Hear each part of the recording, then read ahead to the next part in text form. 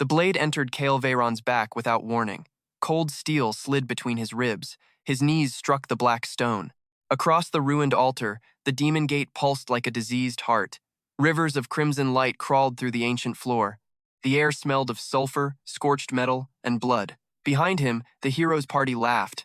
Kael looked down at the sword protruding from his chest. He recognized it, the holy sword Soulbringer. The weapon belonged to Lucien Arclight, the golden hero chosen by the tower. The same man Kael had protected through poisoned forests, undead catacombs, and floors where even veteran rankers vanished without leaving bones. Lucien twisted the blade. Pain tore through Kael's lungs. "You should have stayed useful," Lucien whispered. Kael coughed blood onto the altar. The saintess, Seraphine Vale, stepped around him without dirtying her white boots.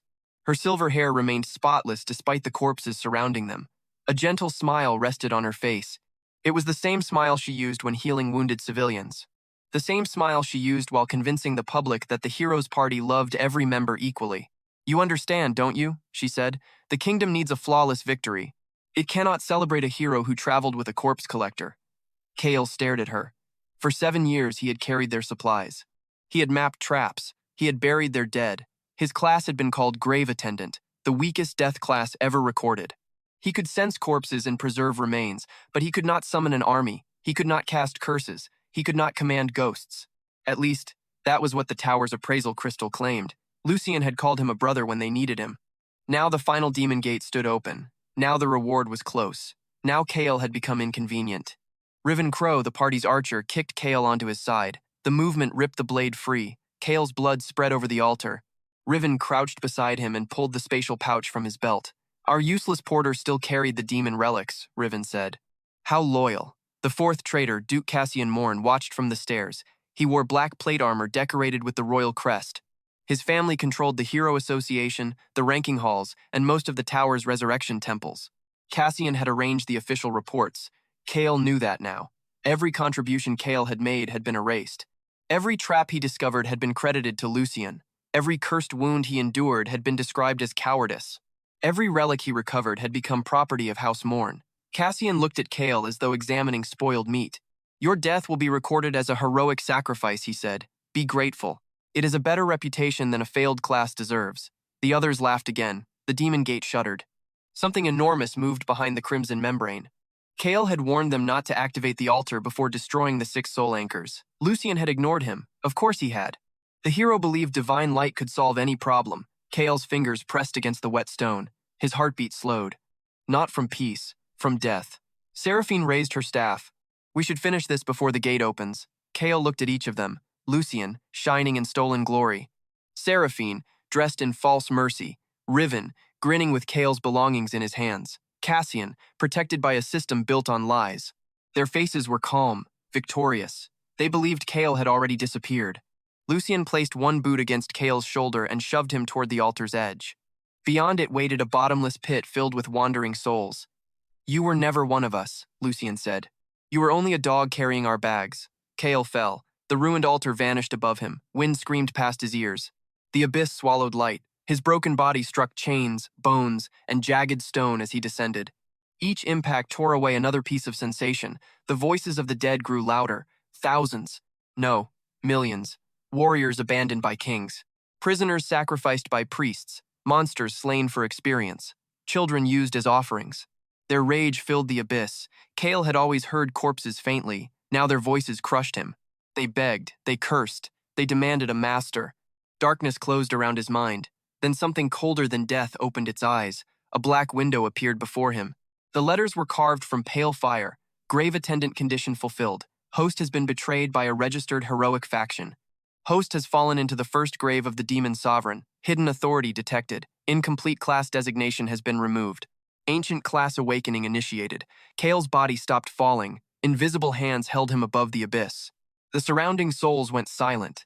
Another line burned across the darkness. Unique class awakened. Demon Necromancer. Kael's ruined heart beat once. The sound rolled through the abyss like a war drum. His wounds did not heal. They closed. Bone pulled toward bone. Torn flesh rewove itself with threads of black mana. Blood reversed direction and climbed back into his veins. The pain remained. Kael welcomed it. Pain meant memory. Memory meant purpose. A final notification appeared. The dead have waited for a sovereign. Command them. Kael opened his eyes. Green fire burned in his pupils. Below him stretched a mountain of bones. Human skulls, demon horns, dragon ribs, broken wings, rusting armor from kingdoms erased centuries ago. He landed without a sound. The abyss trembled beneath his feet. His class information unfolded inside his mind. He could feel every corpse around him. Not as objects, as doors. Behind each door waited hunger, hatred, loyalty, and power. The tower had not mistaken his class. The tower had concealed it. Someone had sealed the true designation and replaced it with grave attendant. Kael looked upward. He could no longer see the altar. Only darkness. His expression did not change. Lucien expected panic. Seraphine expected despair. Riven expected him to die, clutching regret. Cassian expected history to obey his pen. They had misunderstood him until the final breath. Kael had never feared death. He had studied it. He had slept beside it. He had carried it from battlefield to battlefield while the others celebrated. Now death had recognized him. A broken skeleton lay near his boots. It possessed one arm, half a rib cage, and a skull split above the left eye socket. A rusted short sword remained trapped between its fingers. Kael extended his hand. Black mana gathered around his palm. The energy felt dense, ancient, hostile. It did not behave like ordinary magic. It behaved like a chained beast waiting for permission to bite. Rise. The word left his mouth softly. The mountain answered. Bones rattled across the abyss. Skulls turned. Clawed hands scraped against stone. For a moment, Kael sensed countless corpses attempting to respond. Too many. His current mana could not support them. He narrowed the command. The broken skeleton beside him twitched. Its skull lifted. Green flame appeared inside its empty sockets. It pushed itself upright with one arm, failed, collapsed, then tried again. Kael watched in silence. The skeleton finally stood. Crooked, incomplete, pathetic. It looked exactly like the kind of minion Lucien would mock. The skeleton straightened its spine and saluted. Its remaining arm struck its forehead too hard. The cracked skull spun sideways. Kael stared at it. The skeleton froze. Then it slowly adjusted its own head and saluted again with more caution. For the first time since the betrayal, the corner of Kael's mouth moved. Bone. The skeleton tilted its head. That will be your name until you earn a better one. Bone placed its hand against its chest and bowed. The movement was strangely proud. A notification appeared. First undead companion registered. Name, Bone. Species, damaged skeleton. Rank, common. Condition, missing left arm, fractured skull, severed soul pathways. Potential, unknown. Kael read the final line twice. Unknown. The tower used that word when it could not calculate a limit. He reached toward Bone's skull. The skeleton flinched. Kael ignored it and pressed 2 fingers against the fracture. His new class revealed the damage beneath the bone. Thin soul pathways ran through the skeleton like shattered veins. Most were dead, one remained active. That single pathway burned with stubborn green light. Bone had answered before the other corpses because something inside it refused to stay down. Kael understood that feeling. He withdrew his hand. We climb. Bone looked upward. Then it looked at its missing arm. Then back at Kael. The skeleton opened its palm as if asking how. Kael walked toward the nearest wall. Black stone rose vertically into darkness. Iron chains hung from higher ledges. Thousands of bones filled cracks in the rock. There is always a path, Kael said. People only call it impossible when they are too weak to see the cost. A growl rolled through the abyss. Bone raised its rusted sword. 3 shapes crawled from behind the bone mountain. Abyssal scavengers.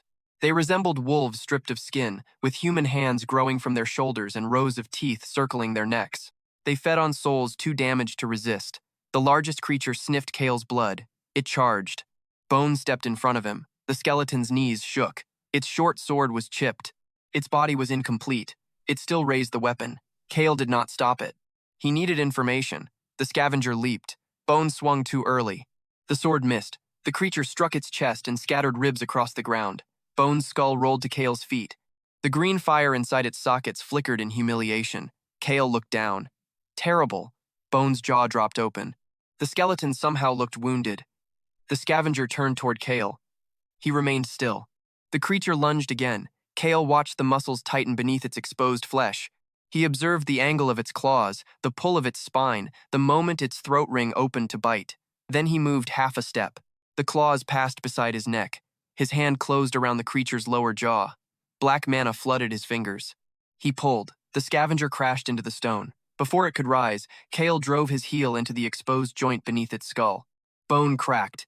The creature convulsed. Kael placed his palm against its head. A new instinct guided him. Soul extraction. Green mist tore from the scavenger's body. The soul screamed. Kael absorbed it. Cold power entered his veins. His senses sharpened. His mana expanded. The remaining scavengers stopped moving. For the first time, fear entered their empty eyes. A system message appeared. Abyssal scavenger soul absorbed. Strength increased slightly. Mana increased slightly. Undead enhancement resource acquired. Kael turned toward Bone's skull. The skeleton stared at him. Its jaw opened wider. Close your mouth. Bone snapped its jaw shut. Kael lifted the skull and placed it beside the scattered ribs. Reassemble. Black threads extended from Bone's soul flame. The ribs trembled. The spine dragged itself across the ground. Within moments, the skeleton stood again. More crooked than before. Kael held the scavenger soul between two fingers. The green flame twisted like a captive insect. He pushed it into Bone's chest. The skeleton arched backward. Its bones darkened. Cracks sealed across its ribs. The soul pathway inside its body widened. Bone's green eyes flared. Undead companion enhanced. Minor structural restoration complete. Combat instinct acquired. Bone looked at the remaining scavengers. Then it looked at Kael.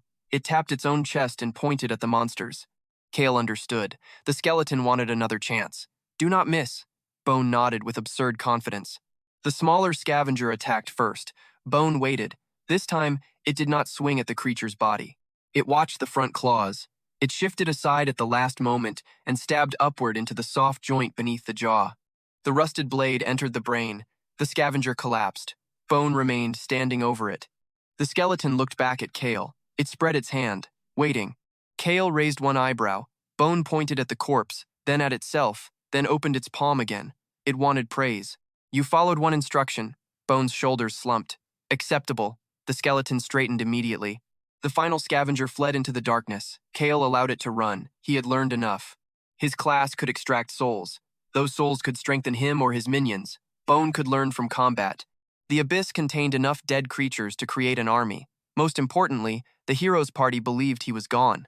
Their greatest advantage was not Soulbringer. It was not Seraphine's blessing. It was not Cassian's political power. It was ignorance. Kael would preserve that ignorance. He knelt beside the dead scavenger and extracted another soul. This one he kept. A second window appeared. Demon Necromancer authority partially unlocked. Skill acquired, Grave Dominion. Effect. Within claimed territory, deceased entities may be marked, stored, and summoned. Current territory radius. Limited. Current undead capacity. Limited. Expansion condition. Consume death energy. Kael looked across the endless abyss. Death energy covered every surface. The hero's party had not thrown him into a grave. They had thrown him into a kingdom without a ruler. Above, the demon gate roared. The altar shook. Distant fragments of Lucien's voice echoed through the shaft. Why is it opening so quickly? Seraphine shouted something about the missing soul anchors. Riven cursed. Cassian ordered them to hold formation. Kael listened. His warning had been correct. The gate was unstable. The party had activated it anyway. A shadow moved across his face. Lucien would survive the first disaster. Seraphine would protect him. Cassian would alter the records. Riven would sell the relics. They would return to the capital as heroes. They would announce Kael's noble sacrifice. They would stand before cheering crowds and wear grief like jewelry. Kael would let them. A public lie was useful. Dead men were not watched. Dead men did not attract assassins. Dead men could build armies beneath the feet of kings. He walked deeper into the abyss. Bone followed, dragging its rusted sword. Every few steps, the skeleton looked at Kael, then at its empty shoulder socket. It tapped the missing joint. Kael did not slow. You will get an arm when you earn one. Bone stopped. Its jaw fell open again. Kael continued walking. A moment later, the skeleton hurried after him, waving its remaining hand in protest. The darkness ahead shifted. Thousands of green lights opened between the bones. Not eyes, soul flames. Ancient warriors knelt beneath collapsed banners. Headless knights stood chained to the walls. A dragon skull rested beneath a buried fortress of ribs. At the center of the abyss, an enormous throne rose from black stone. A corpse sat upon it. The dead figure wore a crown made from demon horns. 7 spears pinned its body to the throne. A sealed staff rested across its knees. Kael stopped. The air pressed against him. Bone hid behind his shoulder, then leaned sideways to peek at the corpse. A voice entered Kael's mind. Not human. Not alive. At last. A successor. The corpse's empty sockets ignited. Kael felt the power inside it. Vast. Poisoned. Hungry. It wanted him to kneel. Kael's face remained calm. He stepped forward instead. The corpse laughed without moving its jaw. Above the abyss, Lucien Arclight celebrated Kael's death. Below it, the first demon sovereign watched a new necromancer approach his throne. Kael placed one hand on Bone's fractured shoulder. The skeleton stopped trembling. Our guy stared into the ancient corpse's burning eyes. He did not beg for power. He did not offer loyalty. He spoke as though negotiating with something already dead. "Tell me what you can give me." The corpse's laughter stopped. Kael's green eyes sharpened. "And then tell me what I must kill to take the rest." Far above, the hero's party fled from the collapsing altar. Far below, millions of bones began to move. Kael listened to the sound. It was not chaos. It was an army waking up. He remembered Lucien's final words. "You were only a dog carrying our bags." Kael smiled. Cold, quiet, patient. He would not chase them yet. He would let them rise. Let them receive titles. Let them claim his achievements. Let them build their palace on his grave. Then, when they believed themselves untouchable, the dead would knock on their doors. And Kael Veyron would personally collect everything they owed. The corpse on the throne did not answer immediately. Its green flames narrowed. The pressure filling the abyss became heavier. Loose bones cracked beneath it. Ancient chains groaned against the walls. Bone leaned closer to Kael, using his body as a shield. Kael remained still. The dead sovereign had expected reverence. It had received a demand. At last, the corpse lifted one skeletal finger. The sealed staff across its knees trembled. A black window opened before Kael. Trial of succession detected. The first demon sovereign offers an inheritance. Condition: kneel and surrender. Permanent ownership of the host's soul. Reward: immediate access to sovereign-ranked necromancy. Kael read the offer once. Then he closed the window with a thought. No. The corpse's soul flame surged. The abyss shook. "You refuse power? I refuse chains. You are dying. Not anymore. You possess one damaged skeleton." Bone peeked around Kael's arm and raised its rusted sword. The corpse looked at it. Bone slowly lowered the weapon. Kael stepped toward the throne. "You want a successor because you cannot leave this place. You cannot command the dead beyond these walls. The spears pinning you down are not weapons. They are anchors." Silence followed. Kael continued. "The inheritance is bait. The soul contract would turn me into a vessel." The sovereign's fingers tightened around the throne. Kael had not guessed. His new class allowed him to see spiritual connections. 7 black threads ran from the spears into the corpse. Another thread stretched from the corpse toward Kael, thin and patient, waiting for his consent. A trap made from desperation. The sovereign laughed again. This time, the sound contained approval. "You see more than the heroes above. They see only what praises them." "Then bargain, little necromancer." Kael looked at the sealed staff. "Give me access to the outer grave vaults. Give me the method to refine demon souls. Give me one fragment of your command authority. And what will you give? An open door." The corpse leaned forward. "To freedom? To war." The soul flames burned brighter. Kael pointed toward the 7 spears. "I will destroy the anchors when I am strong enough. Until then, you remain here." The sovereign's amusement vanished. "You would leave me imprisoned? I would leave you motivated." Bone stared at Kael. The skeleton slowly placed its hand over its mouth, as though shocked by the disrespect. The sovereign examined Kael for a long moment. Then the staff across its knees cracked. A splinter of black wood tore free and flew into Kael's palm.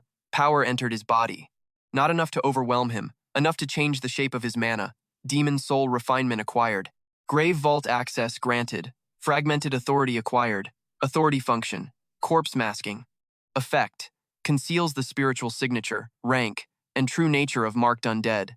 Kael closed his fingers around the fragment.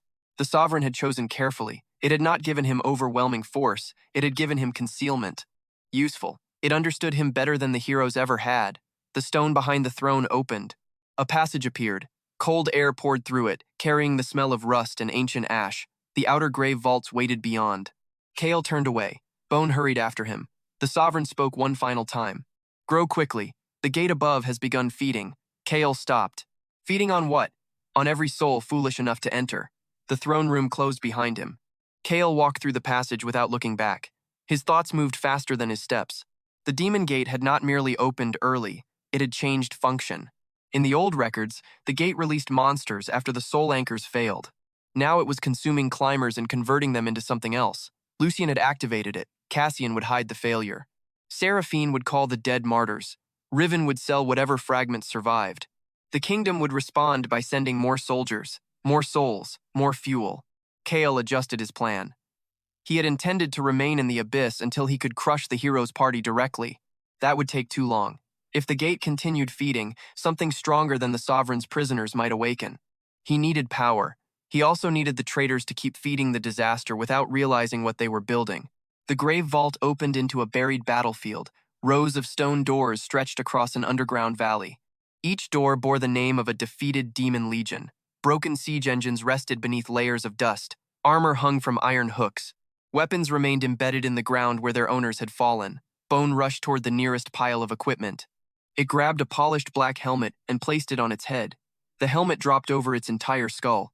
Bone stumbled blindly into a stone pillar. Kael continued walking. Bone removed the helmet and threw it aside with offended dignity. A corpse lay beneath a collapsed banner. It belonged to a demon infantryman with gray skin, heavy bones, and one intact arm protected by black scale armor. Bone stopped. It looked at the arm, then at Kael, then back at the arm. Kael crouched beside the corpse. "Earn it!" Bone immediately raised its sword. The dead infantryman's eyes opened. A lesser demon spirit remained inside the body. It lunged from the ground and seized Bone by the throat. Bone's feet left the floor. The demon slammed it against the wall. Its fractured ribs split again. Kael watched. The spirit was weak, but its body retained superior strength. Bone could not overpower it. Bone stabbed at the demon's chest. The blade bounced from the armor. The demon struck Bone's skull. A new crack appeared. Bone's green flame shook. It looked toward Kael. He said nothing. The skeleton had combat instinct now. It needed to use it. The demon raised Bone for another strike. Bone stopped resisting. Its body went limp. The demon hesitated. That moment was enough. Bone released the sword, caught it with its foot, kicked it upward, and grabbed the hilt as the blade spun past. Then it drove the weapon through the demon's exposed eye. The spirit screamed. The body collapsed. Bone fell with it. For several breaths, the skeleton remained on the floor. Then it sat up. It pointed at the corpse's arm. Kael nodded. "Take it." Bone threw both legs into the air in celebration, lost balance, and fell backward. Kael extracted the demon's soul. Instead of absorbing it directly, he compressed it. The new refinement method activated. Green mist turned black. Impurities burned away. A dense soul bead formed between his fingers. Refined lesser demon soul acquired. Uses: undead reinforcement, curse fuel, mana restoration. Kael pressed the bead into Bone's chest. The skeleton convulsed. Black lines spread along its ribs.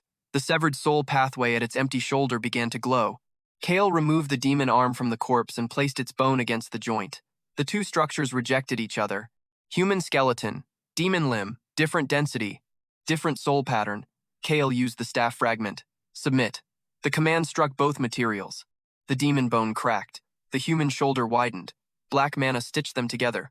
Bone stood. Its new arm was larger than the rest of its body. Dark claws extended from the fingers. Scale fragments remained attached near the elbow. Bone stared at it. It flexed once, then twice. Then it punched the wall. Stone shattered. Bone turned toward Kael. Its jaw opened in delight. "Do not get arrogant." Bone lowered its head.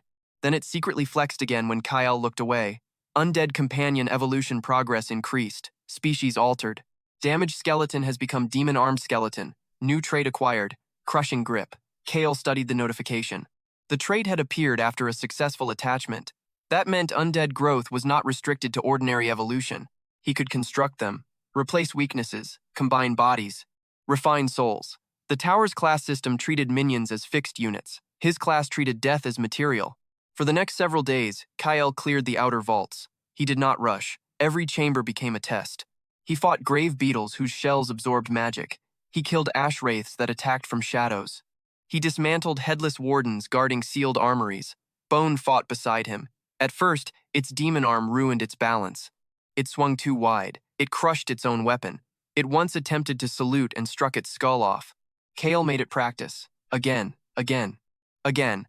The skeleton learned to plant its feet before punching. It used the heavy arm to block attacks and the lighter hand to guide weapons. It began throwing enemies into Kael's curse fields instead of chasing them blindly. When Kael criticized it, Bone lowered its skull and drew sad circles in the dust. When Kael approved, Bone stood taller than its uneven spine allowed. Kael cleared 5 grave chambers before resting. Then 7. Then 12. He stopped counting after the halls began to look identical. Soul after soul entered him. His mana pool expanded. His body hardened. His grave dominion radius spread across the vault. Each cleared chamber became claimed territory. The dead inside no longer whispered chaotically. They waited. Kael raised miners from collapsed tunnels. They recovered demon ore. He raised ruined smiths from the forge chambers. They repaired armor. He raised scouts from the ash fields. They mapped exits. None of them left visible spiritual signatures. Corpse masking covered them. To outside detection, the vault remained empty. Kael's army grew in darkness without producing a single signal the tower could record. Bone received a new sword forged from demon ore. The weapon was too large for its ordinary arm, so it carried the blade with the demon limb instead. It practiced dramatic poses whenever it thought Kael was not watching. Kael watched every time. He never commented. At the end of the first week, Kael discovered a vertical tunnel leading toward the surface. The passage opened beneath an abandoned shrine outside the capital. Rain fell through the broken roof. Night covered the hills. Kael stepped into the living world. Bone followed in a hooded cloak. The skeleton tried to walk naturally. It failed. Its demon arm swung like a battering ram. Kael used corpse masking. Bone's spiritual signature vanished. Then he wrapped the skeleton in a laborer's cloak and bound the larger arm against its body. From a distance, it looked like a wounded traveler. From nearby, it looked suspicious. That was enough. Kael entered the capital before dawn.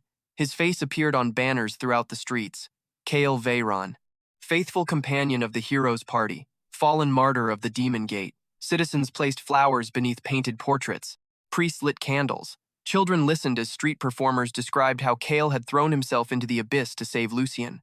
The lie had grown faster than he expected. Kael stood beneath one of the banners. Bone looked from the portrait to Kael. Then back again. The painted version looked noble, handsome, selfless. Nothing like the blood-covered porter the kingdom had mocked. Bone pointed at the portrait and tilted its head. They improved the face, Kael said. Bone nodded. Then it pointed at Kael and shook its head. Kael looked at it. Bone immediately pretended to inspect a flower basket. Across the plaza, trumpets sounded. The hero's party entered the capital. Lucien rode at the front on a white armored horse. Solbringer shone at his side. He wore a black ribbon around his arm in false mourning. Seraphine followed in a silver carriage. She pressed a handkerchief to dry eyes while the crowd praised her compassion. Riven tossed coins into the street. Cassian rode beneath the royal banner, already speaking with officials from the Tower Commission. They had survived. They had also brought something back. Riven carried Kael's spatial pouch. The demon relics remained inside it. Kael had expected that. What the party did not know was that the most valuable relic in the pouch was no longer real. Before the final expedition, Kael had discovered a black crystal beneath the demon gate. The others believed it was a sovereign core capable of unlocking hidden classes. They planned to present it to the king. Kael had recognized the corruption inside it. The crystal was not a core, it was a feeding beacon. Anything pouring mana into it would strengthen the gate. Kael had replaced the outer casing weeks before the betrayal. He coated the beacon with powdered soulstone, sealed it in a relic box, and carved false appraisal marks copied from an extinct dynasty. The disguise was convincing because every detail was authentic. The materials were real, the seals were real. Only the purpose was false. Lucien believed Kael had carried treasure without understanding it. Kael had carried a loaded weapon. Now Riven delivered it directly to the royal palace. Kael watched the procession pass. Cassian leaned toward Lucien. "The king will activate the relic during the victory ceremony," he said quietly. "Once it recognizes your holy power, no guild will question your claim." Lucien smiled. Seraphine heard them and lowered her handkerchief. "Will it be safe?" Cassian laughed. Kael inspected it himself. The fool never realized what he found, but his notes were thorough. Kael's expression did not change. The bait had been swallowed. Not merely by the party, by the kingdom. Bone peeked from beneath its hood. Kael turned away from the parade. He had no intention of stopping the ceremony. The palace mages would pour divine mana into the beacon. The Tower Commission would amplify the signal. Lucien would stand at the center, smiling for the crowd. Every major enemy would gather around the trap by choice. Kael returned to the abandoned shrine before sunrise. He descended into the grave vault. Behind him, Bone carried stolen newspapers featuring Lucien's face. It crumpled each one with its demon hand and tossed them into a furnace. Kael entered the command chamber. Rows of undead workers stopped and bowed. Black ore-filled storage pits. Weapons lined the walls. Dozens of skeleton soldiers waited in silence. Kael raised his hand. A map of the capital appeared in green flame. The royal palace glowed at its center. Beneath it, thin spiritual veins connected to the demon gate. The beacon had already begun drinking mana. A pulse traveled through the map. The grave vault trembled. Far below, the imprisoned sovereign laughed. Kael studied the growing network. The trap was deeper than revenge. Once activated, the beacon would expose every hidden soul conduit beneath the capital. Kael could use those conduits to expand grave dominion beyond the abyss. The hero's party believed they had stolen his relic. In truth, they were building his road into the kingdom. Bone stepped beside him. Its new arm rested on the hilt of its demon sword. The skeleton pointed toward the palace. Then it drew one finger across its throat. Kael shook his head. Not yet. Bone's shoulders sagged. Kael looked at the map. Lucien was still useful. Seraphine was still useful. Cassian was preparing the machinery. Riven was carrying bait from one greedy hand to another. Killing them now would waste the structure they were creating. Kael closed his fingers. The map disappeared. Let them celebrate. Across the capital, bells rang for the fallen martyr. Deep beneath those bells, an undead forge roared. Skeletons lifted weapons. Soul fires ignited. Bone raised its demon arm and saluted without knocking off its skull. Kael gave a single nod. The skeleton froze. Then it quietly celebrated behind his back. Our hero walked through the growing ranks. He had returned from death with one broken skeleton. Now miners, smiths, scouts, soldiers, and wraiths moved at his command. The army was still small. The kingdom was still powerful. The hero's party still stood beneath sunlight. That suited him. Revenge delivered too quickly was only anger. Kael wanted architecture. He wanted every proud step his enemies took to become another stone in the road leading them downward. Above, Lucien lifted a cup beneath Kael's memorial portrait. To our fallen brother, the hero declared. The crowd cheered. Below, Kael placed his palm against the first completed undead banner. Green fire spread across the black cloth. The symbol of the Demon Necromancer appeared, a crown above an open grave. Kael looked toward the ceiling. His voice was too quiet for the living world to hear. Keep drinking. Inside the royal palace, the false relic pulsed, and the demon gate began to wake. 3 days before the royal victory ceremony, the first breach opened beneath the eastern district. No alarm rang, no mage detected it. A crack appeared inside an abandoned crypt, thin as a strand of hair. Green mist leaked through the stone. Rats died where it touched them. Their bodies rose moments later and faced the capital. Kael stood on the opposite side of the crack. The grave vault behind him had changed. Undead smiths hammered demon ore into black armor. Skeleton miners dragged carts through tunnels once sealed by fallen stone. Wraith scouts passed through walls, carrying fragments of memory stolen from the dead. At the center of it all, the map of the capital burned above a stone table. The false relic inside the palace pulsed steadily. Each pulse opened another spiritual vein beneath the city. Lucien and the royal mages believed they were awakening a holy inheritance. They were feeding Kael's territory. Grave Dominion expansion detected. New function available. Soul thread interference. Effect. Allows the host to touch, redirect, or weaken spiritual commands within claimed territory. Current range. Extremely limited. Kael read the notification without expression. This was not a weapon yet, it was a possibility. He extended 2 fingers toward the crack. A thin black thread emerged from his hand and entered the corpse of a dead rat. The body twitched. Its soul flame turned green. Kael issued a silent order. Walk. The rat moved. Stop. It stopped. Turn. It turned. Then Kael placed his command against the old death residue clinging to the crypt. The residue resisted. A second command already occupied it. Faint. Primitive. Not his. Kael pressed harder. The foreign thread snapped. The dead rat collapsed. Soul thread interference test complete. Minor hostile command disrupted. Mana consumption. High. Bone stood beside the table wearing a new breastplate. The armor covered only half its ribs because its demon arm had grown too large for ordinary straps. It carried the demon sword across its back. Its fractured skull had been reinforced with a black metal plate. Bone watched the rat fall. Then it pointed at Kael's hand. It mimicked snapping a thread. Kael nodded. A command can be broken. Bone pointed toward the palace map. Then it mimed pulling an invisible army toward itself. Not yet. Bone lowered its hands. Kael looked at the notification again. If a weak command could be severed, a stronger one might be redirected after enough refinement. He stored the result. A skill used without preparation was gambling. Kael did not gamble. A bell rang inside the vault. 3 slow strikes. The Western scouts had returned. A hooded wraith entered the chamber and released a memory crystal. Images formed above the table. Royal soldiers marched through the outer villages. Their commander wore the crimson crest of House Morn.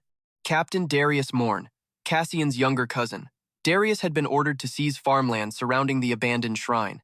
The official reason was expansion of the victory ceremony's security zone. The real reason appeared moments later. Workers uncovered demon ore near one of Kael's hidden tunnels. Darius smiled. He ordered the villagers removed. Those who resisted were beaten. One old farmer tried to protect his daughter. Darius broke the man's leg and claimed the farm as royal property. The memory shifted. Soldiers dragged villagers toward the road. Darius stood above them and announced that House Morn would generously compensate survivors after the ceremony. His men laughed. Kael watched every detail. The tunnel beneath the farm connected directly to the grave vault. If the soldiers excavated further, they would discover undead workers and supply routes. He could abandon the tunnel. That would preserve secrecy. It would also surrender demon ore, territory, and an access point near the capital. Kael dismissed the memory. Prepare the western passage. Bone drew its sword immediately. The skeleton raised it over its shoulder and struck a heroic pose. Kael looked at the blade. Bone slowly lowered it. Only the outer squad, Bone pointed to itself. Yes. The skeleton slapped its chest. A hollow clang echoed through the chamber. Kael selected 12 undead, 6 skeleton infantry, 3 corpse hounds, 2 ash wraiths, Bone, no more. The vault contained far greater strength, but Darius was not worthy of seeing it. Kael wrapped himself in a gray traveler's cloak. Corpse masking hid the undead. The wraiths entered the shadows. The skeletons covered themselves with torn mining clothes. They emerged through the abandoned crypt after sunset. Rain fell over the western farms. Torches surrounded the seized village. Royal soldiers drank beneath canvas shelters while prisoners sat bound near the road. Darius had converted the largest farmhouse into his command post. Kael stopped on a ridge above them. He counted guards, observed patrol routes, measured the distance between signal flares. Darius possessed a war class. The soldiers carried anti-undead charms. 2 royal priests remained near the prisoners. The charms would weaken ordinary skeletons. The priests would expose wraiths. The command post had only one protected exit. Kael stored every detail. Bone tapped the demon sword impatiently. Wait! The skeleton's shoulders dropped. Below, Darius stepped from the farmhouse. He wore crimson armor and carried a broad spear glowing with fire runes. A young soldier followed him, holding a crate of demon ore. Darius examined the ore beneath torchlight. Cassian will reward us well, he said. The soldier hesitated. The excavation team heard sounds beneath the ground. Rats. They said the walls moved. Darius struck him across the mouth. Then the rats have learned masonry. The surrounding soldiers laughed. Darius looked toward the bound villagers. Send another group into the tunnel at dawn. Use the peasants first. If something kills them, we lose nothing. Kael's eyes became colder, not angry, precise. Darius had revealed his weakness. He treated living bodies as disposable shields. That meant he would always place someone else between himself and danger. Kael raised one hand. The corpse hounds moved first. They circled through the wheat fields without sound. The ash wraiths entered the command post through the roof. Skeleton infantry crawled beneath abandoned carts. Bone remained beside Kael. The skeleton looked down at the camp, then at Kael. Its demon fingers tightened around the sword. Kael waited until the patrols separated. Then he walked openly down the ridge. A sentry noticed him. Halt, Kael continued. The sentry raised a crossbow. I said halt. Kael stopped just beyond the firelight. Rain ran from his hood. Darius turned. Who are you? A traveler. Darius looked toward the road behind him. No travelers are allowed through this district. I am not passing through. Darius smiled. Arrogance entered his posture. What do you want? My property. The soldiers laughed. Darius stepped closer. This village belongs to House Morn. Kael looked at the bound farmers. No. Darius lifted his spear. Fire spread along the blade. You walked into a military camp alone and challenged a noble house. Kael said nothing. Darius mistook silence for fear. He always would. Remove the hood. Kael did not move. Darius thrust the spear. The attack came fast. Kael shifted half a step. The blade passed beside his neck and tore through the cloak. He did not counterattack. Darius swung again. Kael stepped backward. The spear struck the ground and released a wave of flame. Heat rolled over him. He allowed the edge of the blast to touch his shoulder. The cloth burned. The soldiers cheered. Darius grinned. This is the owner of the land? Kael watched his grip. The spear became slower after releasing fire. The rune near the lower shaft dimmed first. Darius protected his right side but exposed the left whenever he prepared the flame wave. Kael continued retreating. The captain attacked again. A thrust. A sweep. A downward strike. Kael avoided each one without drawing a weapon. Darius became louder. Run. Another flame wave shattered a fence. Beg. The spear point cut Kael's sleeve. Tell me which grave I should throw you into. Kael stopped near the center of the camp. Darius raised the spear above his head. Every soldier watched. The captain had reached the highest point of confidence. Kael lowered his hood. Darius froze. Recognition did not come immediately. Kael had been declared dead. The mind rejected what the eyes saw. One soldier dropped his cup. That face. Darius stared. Kael Veyron? Kael lifted his hand. The ground answered. Bones scraped beneath the mud. Skeleton infantry erupted from under the carts. Corpse hounds tore through tent walls. Ash wraiths descended from the command post roof in streams of gray fire. Green soul flames ignited across the camp. The soldiers stopped laughing. Darius stepped backward. No. Bone walked down the ridge. The hooded cloak fell from its body. Its demon arm dragged the heavy sword through the mud. Black armor covered its ribs. Green fire burned behind the metal plate fixed to its skull. The soldiers raised their charms. Holy light flashed. The skeleton infantry slowed. The corpse hounds snarled. Bone kept walking. The demon soul inside its arm resisted the charms. Darius saw that. Fear touched his face. Only briefly. Then pride smothered it. Undead tricks, he shouted. Form ranks. The royal soldiers gathered around him. Exactly as Kael expected. They placed prisoners behind them. Exactly as Darius always did. Kael opened grave dominion. A pale ring spread beneath the camp. Bone dust rose from the soil. Every soldier inside the ring felt their strength sink. Grave aura activated. Enemy physical power reduced slightly. Enemy reaction speed reduced slightly. Undead stability increased. Darius thrust his spear toward Kael. Priests, purify them. The two priests raised their staffs. Kael looked at the ash wraiths. They passed through the command post wall. A moment later, every anti-undead supply crate inside the building ignited. The corpse hounds struck. One priest fell beneath a table. The other released a burst of holy light, but the skeleton infantry locked shields and absorbed it. Darius charged Kael. His spear burned brighter than before. Kael remained still. The captain prepared the same overhead flame strike. His left side opened. The lower rune dimmed. Kael raised two fingers. Slow. A black curse entered Darius's shadow. His front foot stuck to the mud. The spear descended late. Kael stepped aside. The blade missed. Bone. The skeleton moved. It had waited behind Darius's blind side. Bone slammed its demon fist into the lower spear rune. The metal cracked. The flame vanished. Darius spun and struck Bone across the chest with the broken shaft. The skeleton flew through a cart. Its ribs scattered. Its demon arm remained attached. Darius laughed again. Your monster is trash.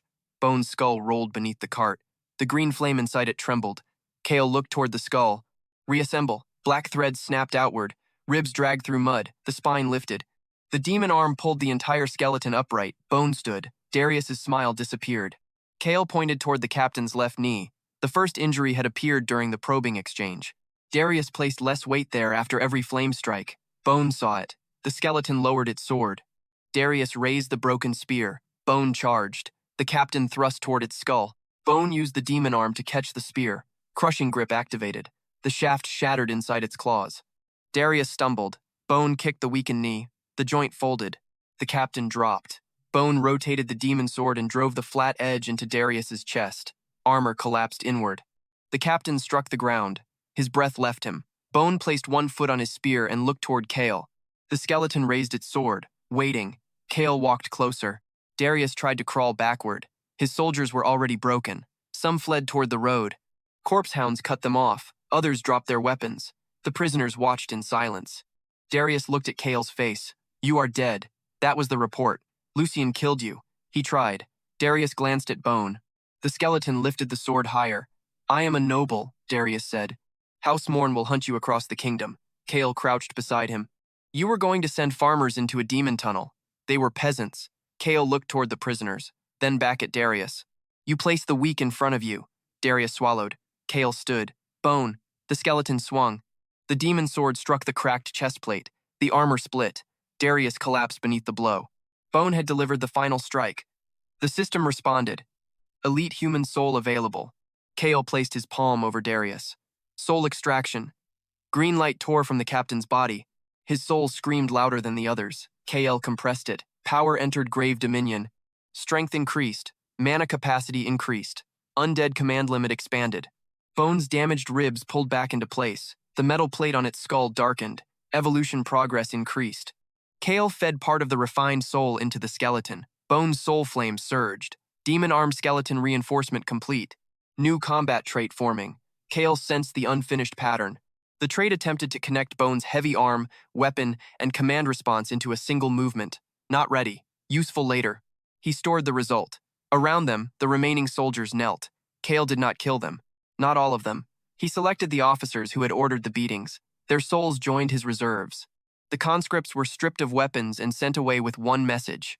Captain Darius had died inside an illegal excavation after awakening something beneath the farms. It was believable. The burned command post supported it. The broken tunnel supported it. The demon residue was real. Kael made certain the lie contained enough truth to survive inspection. Before dawn, undead workers repaired the farmhouse. The villagers were released. Food taken by the soldiers returned to storage. The demon ore disappeared beneath the crypt. Kael stood near the old farmer whose leg Darius had broken. The man stared at him. "You are the martyr." "No, but the banners. Burn them." Kael turned away. Bone followed. Behind them, the villagers began tearing house-worn flags from the fences. The battle had exposed only a fraction of Kael's army. That was intentional. Survivors would report a small undead force, a damaged skeleton, a curse user hiding beneath a cloak. Cassian might suspect something. Lucien would dismiss it. Seraphine would call it grief-born superstition. Riven would search for profit. Their weaknesses had not changed. Kael returned to the grave vault. The map of the capital awaited him. A new line of green fire connected the western farms to the underground network. Claimed territory expanded. Soul thread interference range increased. Kael touched the line. For one breath, he felt every command traveling through the false relic. Royal mages, holy priests, tower officials, all of them pouring power into the beacon. Among those commands, something moved against the current. A hostile will, ancient, awake. It noticed his touch. Kael withdrew his hand. The map flickered. The signal should not have possessed awareness yet. According to every surviving record, the Demon Gate required weeks of feeding before forming a conscious core. It had done so in days. Someone else was accelerating the process. Kael stared at the palace. He had expected greed. He had expected incompetence. This was intervention.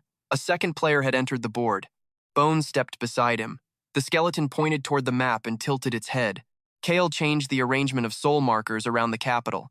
He abandoned 2 planned routes, moved the Wraith Scouts, separated the armory from the main vault. Then he placed a sealed command on every undead near the palace veins. If an unknown authority touches the network, retreat immediately. Bone watched him. Kael's expression remained calm. The timeline is not following their plan. He paused. Neither will we. Far above, Cassian received news of Darius's death. He crushed the report in one hand. Lucien barely looked up from his wine. "A grave-class survivor?" the hero said. "Then send another squad." Seraphine smiled gently. "The ceremony comes first." Riven opened Kael's old spatial pouch and stared at the black relic inside. Its surface had begun to beat like a heart. He should have reported it. Instead, greed entered his eyes. He carried the relic toward a private appraisal chamber. The bait was still moving. The trap was still alive. But something inside it had begun looking back. Kael stood beneath the capital with Bone and the first ranks of his hidden army. The hero's party believed Darius had uncovered a minor undead nest. They did not know the nest had studied them. They did not know Kael had tested a skill capable of breaking commands. They did not know the broken skeleton they mocked had crushed a noble captain with one arm. Kael closed his hand over the palace map. Green fire vanished between his fingers. Let them send more. Bone lifted its demon sword. This time, Kael did not tell it to lower the weapon. The skeleton's green eyes brightened. Above them, the victory ceremony drew closer. Below them, the Demon Necromancer prepared to attend. The victory ceremony began beneath a sky without clouds. Golden banners covered the royal avenue. Statues of ancient heroes had been polished until their stone faces shone.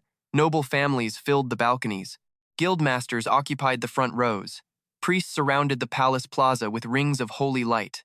At the center stood Lucien Arclight. The hero wore white armor engraved with sun patterns. Soulbringer rested against his shoulder. Every time he raised one hand, the crowd screamed his name. Seraphine stood beside him in ceremonial robes.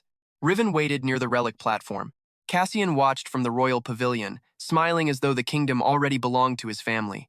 Kael watched them through the eyes of a dead raven. The bird perched high above the plaza. Corpse masking hid the green flame inside its skull. No priest looked twice. Far beneath the city, Kael stood inside the grave vault command chamber. The capital map floated before him. Dozens of soul veins pulsed beneath the palace. Each line had grown thicker since the ceremony began. Royal mages poured mana into the false relic. Priests surrounded it with divine barriers. Tower officials recorded every fluctuation. They believed they were preparing to awaken a sovereign inheritance for Lucien. They were strengthening the feeding beacon. Bone stood beside Kael. The skeleton now wore fitted black armor forged from demon ore. Its oversized arm had been covered with segmented plates. A heavy cloak hung from one shoulder. The metal reinforcement across its fractured skull resembled a dark crown. Bone had insisted on the cloak. It had spent most of the morning practicing how to turn dramatically without tangling itself. Kael had watched it fall into a weapon rack 3 times. Now Bone stood perfectly still, pretending none of that had happened. Kael touched the map. The dead raven's vision sharpened. Riven opened the relic case. The black crystal inside pulsed. A whisper entered the archer's mind. More. Riven flinched. He looked around. No one else reacted. The relic pulsed again. Feed me. Riven's fingers tightened around the case. For several nights, he had secretly tested the crystal inside a private chamber. Each time he poured mana into it, the relic created visions of hidden treasure vaults and legendary weapons. The visions were lies. Kael had seen them through the beacon. The crystal did not show treasure. It read desire and reflected it back. Riven wanted riches, so it promised riches. Lucien wanted recognition, so it promised divine selection. Seraphine wanted influence, so it whispered of sainthood. Cassian wanted control, so it offered an empire. The bait had become more convincing because every victim saw exactly what greed required. Riven should have reported the voices. Instead, he had increased the mana supply. He had bribed 2 palace mages to alter the official measurements. He had moved the relic into the ceremony before the royal scholars completed their inspection. Now he leaned toward Lucien. The core is responding to you. Lucien smiled. Of course it is. A palace mage approached. His face had gone pale.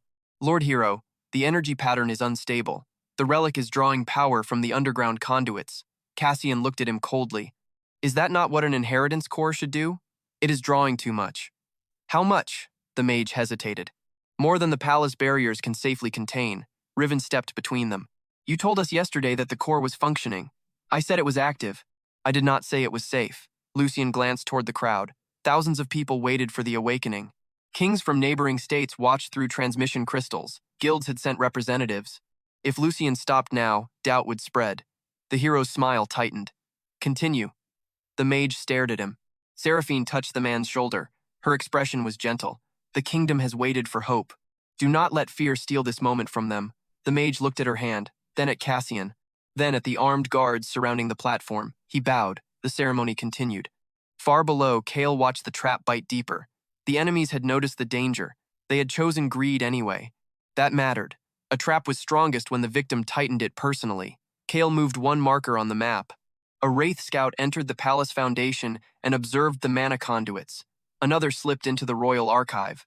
3 corpse insects crawled beneath the relic platform and attached themselves to the support pillars. Kael did not activate anything. Not yet. The palace was useful. The ceremony was useful.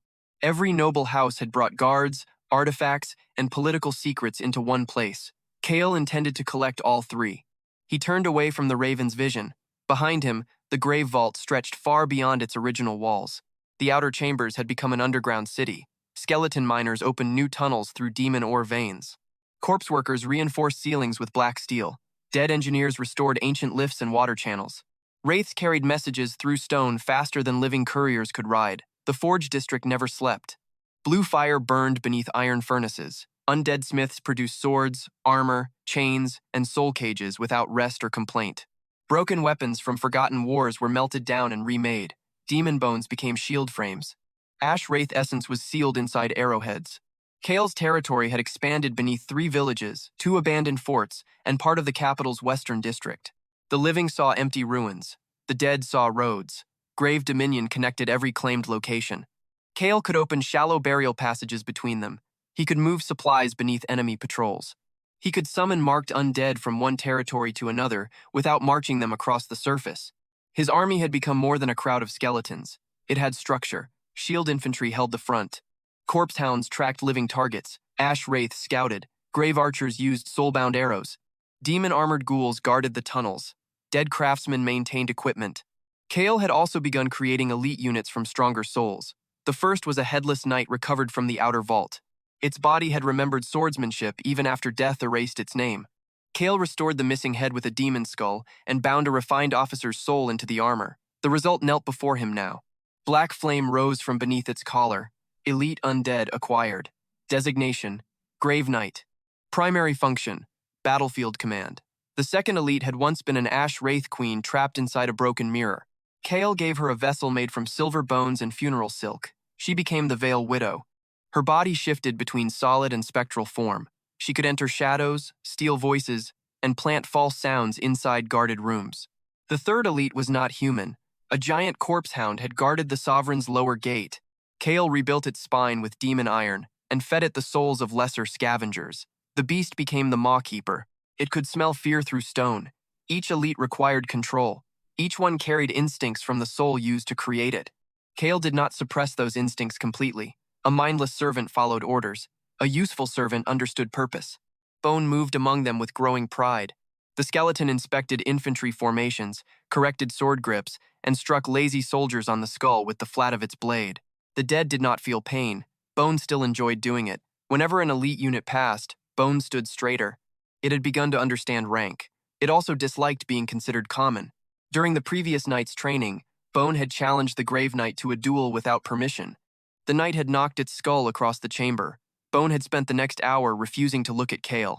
Now the skeleton followed him into the training hall. The Grave Knight waited at the center. Its long sword rested point down against the floor. Kael had ordered the rematch. Bone stopped opposite the elite. It drew the demon sword. The Grave Knight attacked first. Steel struck steel. Bone slid backward. The knight's movements were clean, experienced. Every slash connected to the next. Bone possessed strength, but its body remained uneven. The demon arm generated too much force. Its lighter side could not recover quickly enough. The knight pressed forward. Bone blocked high. The next strike hit its ribs. Armor cracked. Bone stumbled. The knight turned the blade toward the skeleton's neck. Bone raised its demon arm and caught the weapon. Crushing grip tightened. The knight twisted. Instead of resisting, it released the sword and struck Bone with an armored shoulder. Bone crashed into the wall. Its skull tilted sideways. The skeleton looked at Kael. Kael said nothing. Bone looked back at the knight. The Grave Knight recovered its sword. Bone lowered its stance. Its green flames became still. The next exchange changed. Bone no longer tried to match technique. It allowed the knight to control the pace. It blocked late, retreated, appeared clumsy. The Grave Knight advanced. Bone repeated the same weak recovery after each strike. The knight recognized a pattern. It committed to a thrust aimed at the open ribs. Bone moved. The weakness vanished. Its ordinary hand struck the blade aside while the demon arm seized the knight's wrist. Bone turned its entire body. The unfinished combat trait formed inside its soul pathways. Arm. Weapon. Command response. One movement. Bone threw the Grave Knight across the hall. Before the elite could rise, Bone planted the demon sword against its chest. The training chamber became silent. Bone looked at Kael. Its jaw opened. Its free hand spread expectantly. Kael approached. You created a false weakness. Bone nodded quickly. You taught the enemy to attack it. Another nod. Acceptable. Bone lowered its sword. Then the green fire inside its body exploded. Black lines spread across every bone. The demon arm contracted, becoming denser instead of larger. Armor plates fused into the skeleton's frame. The cracked ribs repaired themselves. The metal plate on its skull split into horn-like ridges. The training hall shook. Undead evolution condition fulfilled. Combat intelligence threshold reached. Soul structure stabilized. Demon arm skeleton has evolved. New species. Elite demon skeleton. New rank. Elite. New traits acquired. Feigned opening. Sovereign grip. Command resonance. Bone stood at the center of the fading light. Its proportions had changed. The body remained skeletal, but every bone looked forged rather than grown. Dark metal ran through the frame. The demon arm now matched the other in length, though it remained heavier and clawed. A torn black mantle formed behind its shoulders. Its sword reacted. Green runes awakened along the blade. Bone lifted the weapon. The entire infantry line outside the hall turned toward it. Command resonance spread through nearby undead. Their posture improved. Their soul flames synchronized. Bone stared at them. Then at Kael. For once, it did not ask for praise. It knelt. The gesture was controlled. Proud. Kael placed one hand against its reinforced skull. You earned the arm. Bone's head lifted. Its jaw trembled. Then it threw both hands into the air. The synchronized infantry copied it. Hundreds of undead raised their weapons and celebrated in complete silence. Kael looked across the hall. Bone slowly lowered its hands. The army followed.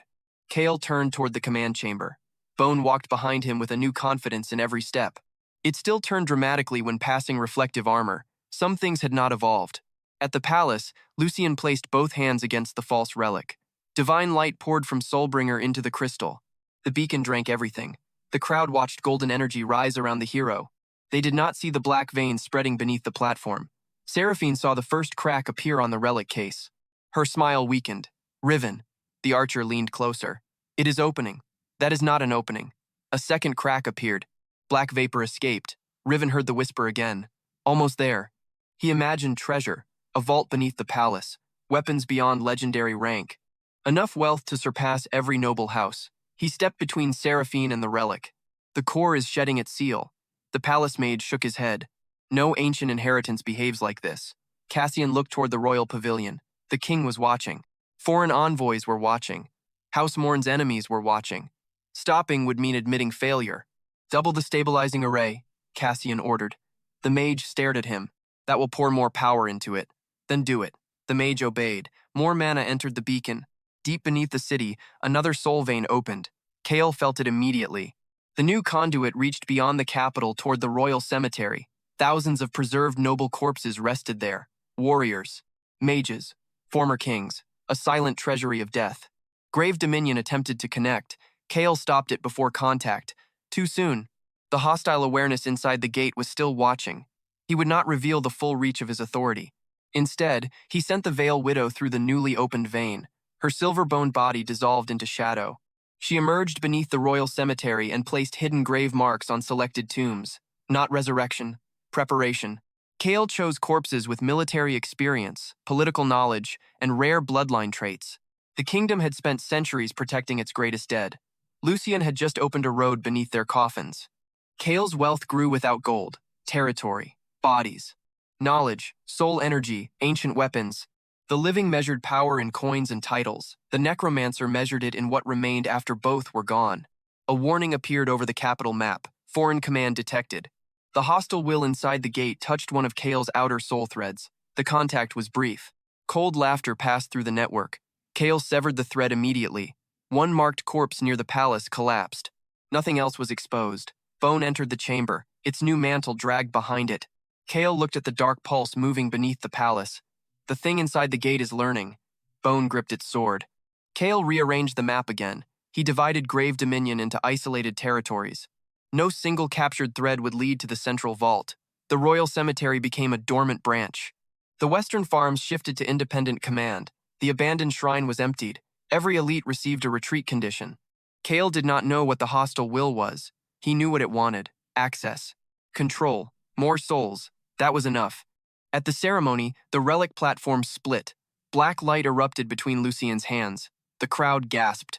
For one glorious moment, the hero believed the inheritance had chosen him. He raised Soulbringer. Cheers began. Then a voice whispered through the entire plaza. "Hero!" Lucien froze. The crowd mistook his silence for awe. The voice continued. "Bring me the dead." Lucien looked at Seraphine. She had heard nothing. Riven stared at the crystal with naked hunger. Cassian smiled toward the king. The palace mage backed away. Lucien tightened his grip on the holy sword. "What will you give me?" he whispered. The relic answered inside his mind. "Everything they denied you." Lucien smiled. The same cold, triumphant smile he had worn while pushing Kael into the abyss. He placed one hand over the crack. "I accept." Far below, Kael heard the agreement through the beacon. The trap had reached its next stage. Lucien believed he had found a hidden patron. Riven believed he had found treasure. Cassian believed he had found political control. Seraphine recognized danger, but fear of losing influence kept her silent.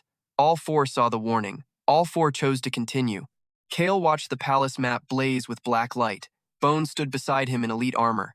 The Grave Knight waited behind them.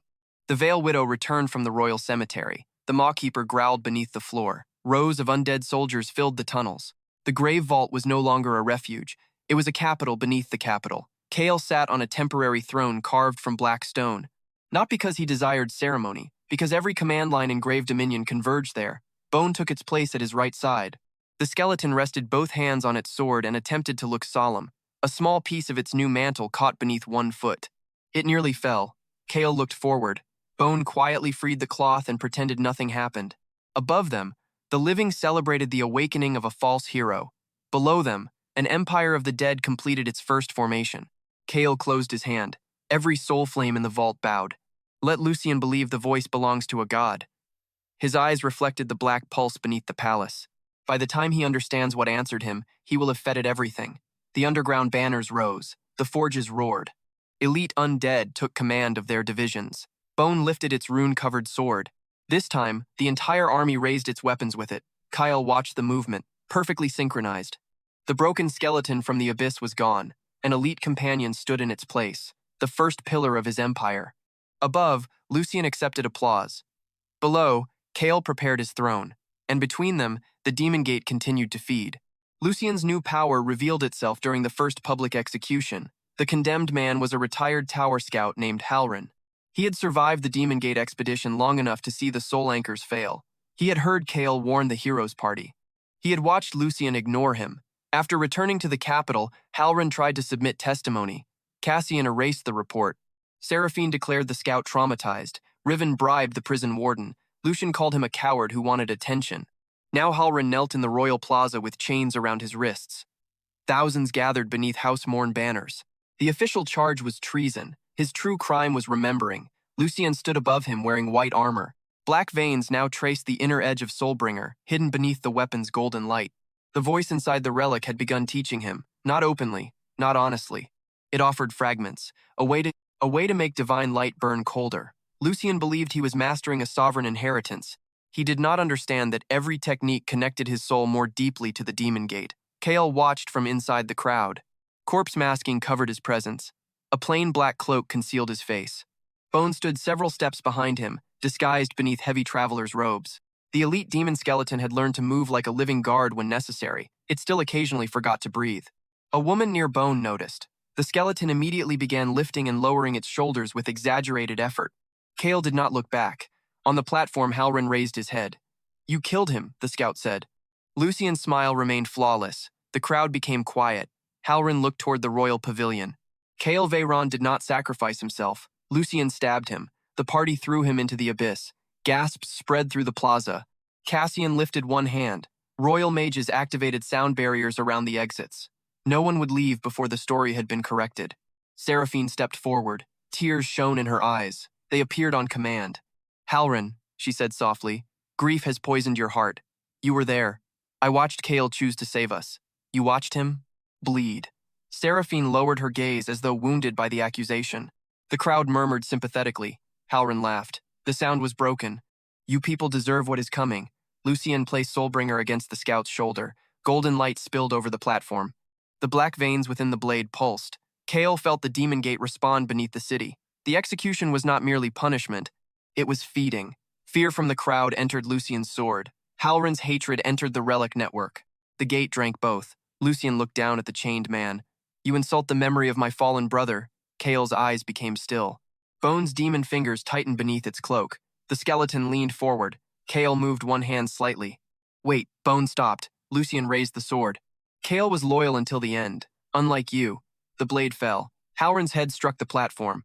The crowd recoiled. Lucien closed his eyes. Power entered him. His armor flashed. A system notification appeared around the hero, visible only to those with high-level appraisal. Soul offering accepted. Corrupted blessing strengthened. Lucien opened his eyes. They glowed faintly red beneath the gold. The crowd saw a miracle. They cheered. Kael saw a chain tighten.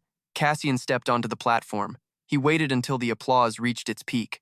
Then he announced the campaign. "An undead plague has spread beneath the western territories." Kael listened. Captain Darius Morn died fighting the creatures. A lie built upon another lie. The source has been identified as a grave-class criminal using forbidden necromancy. The crowd shouted in anger. Cassian raised a portrait.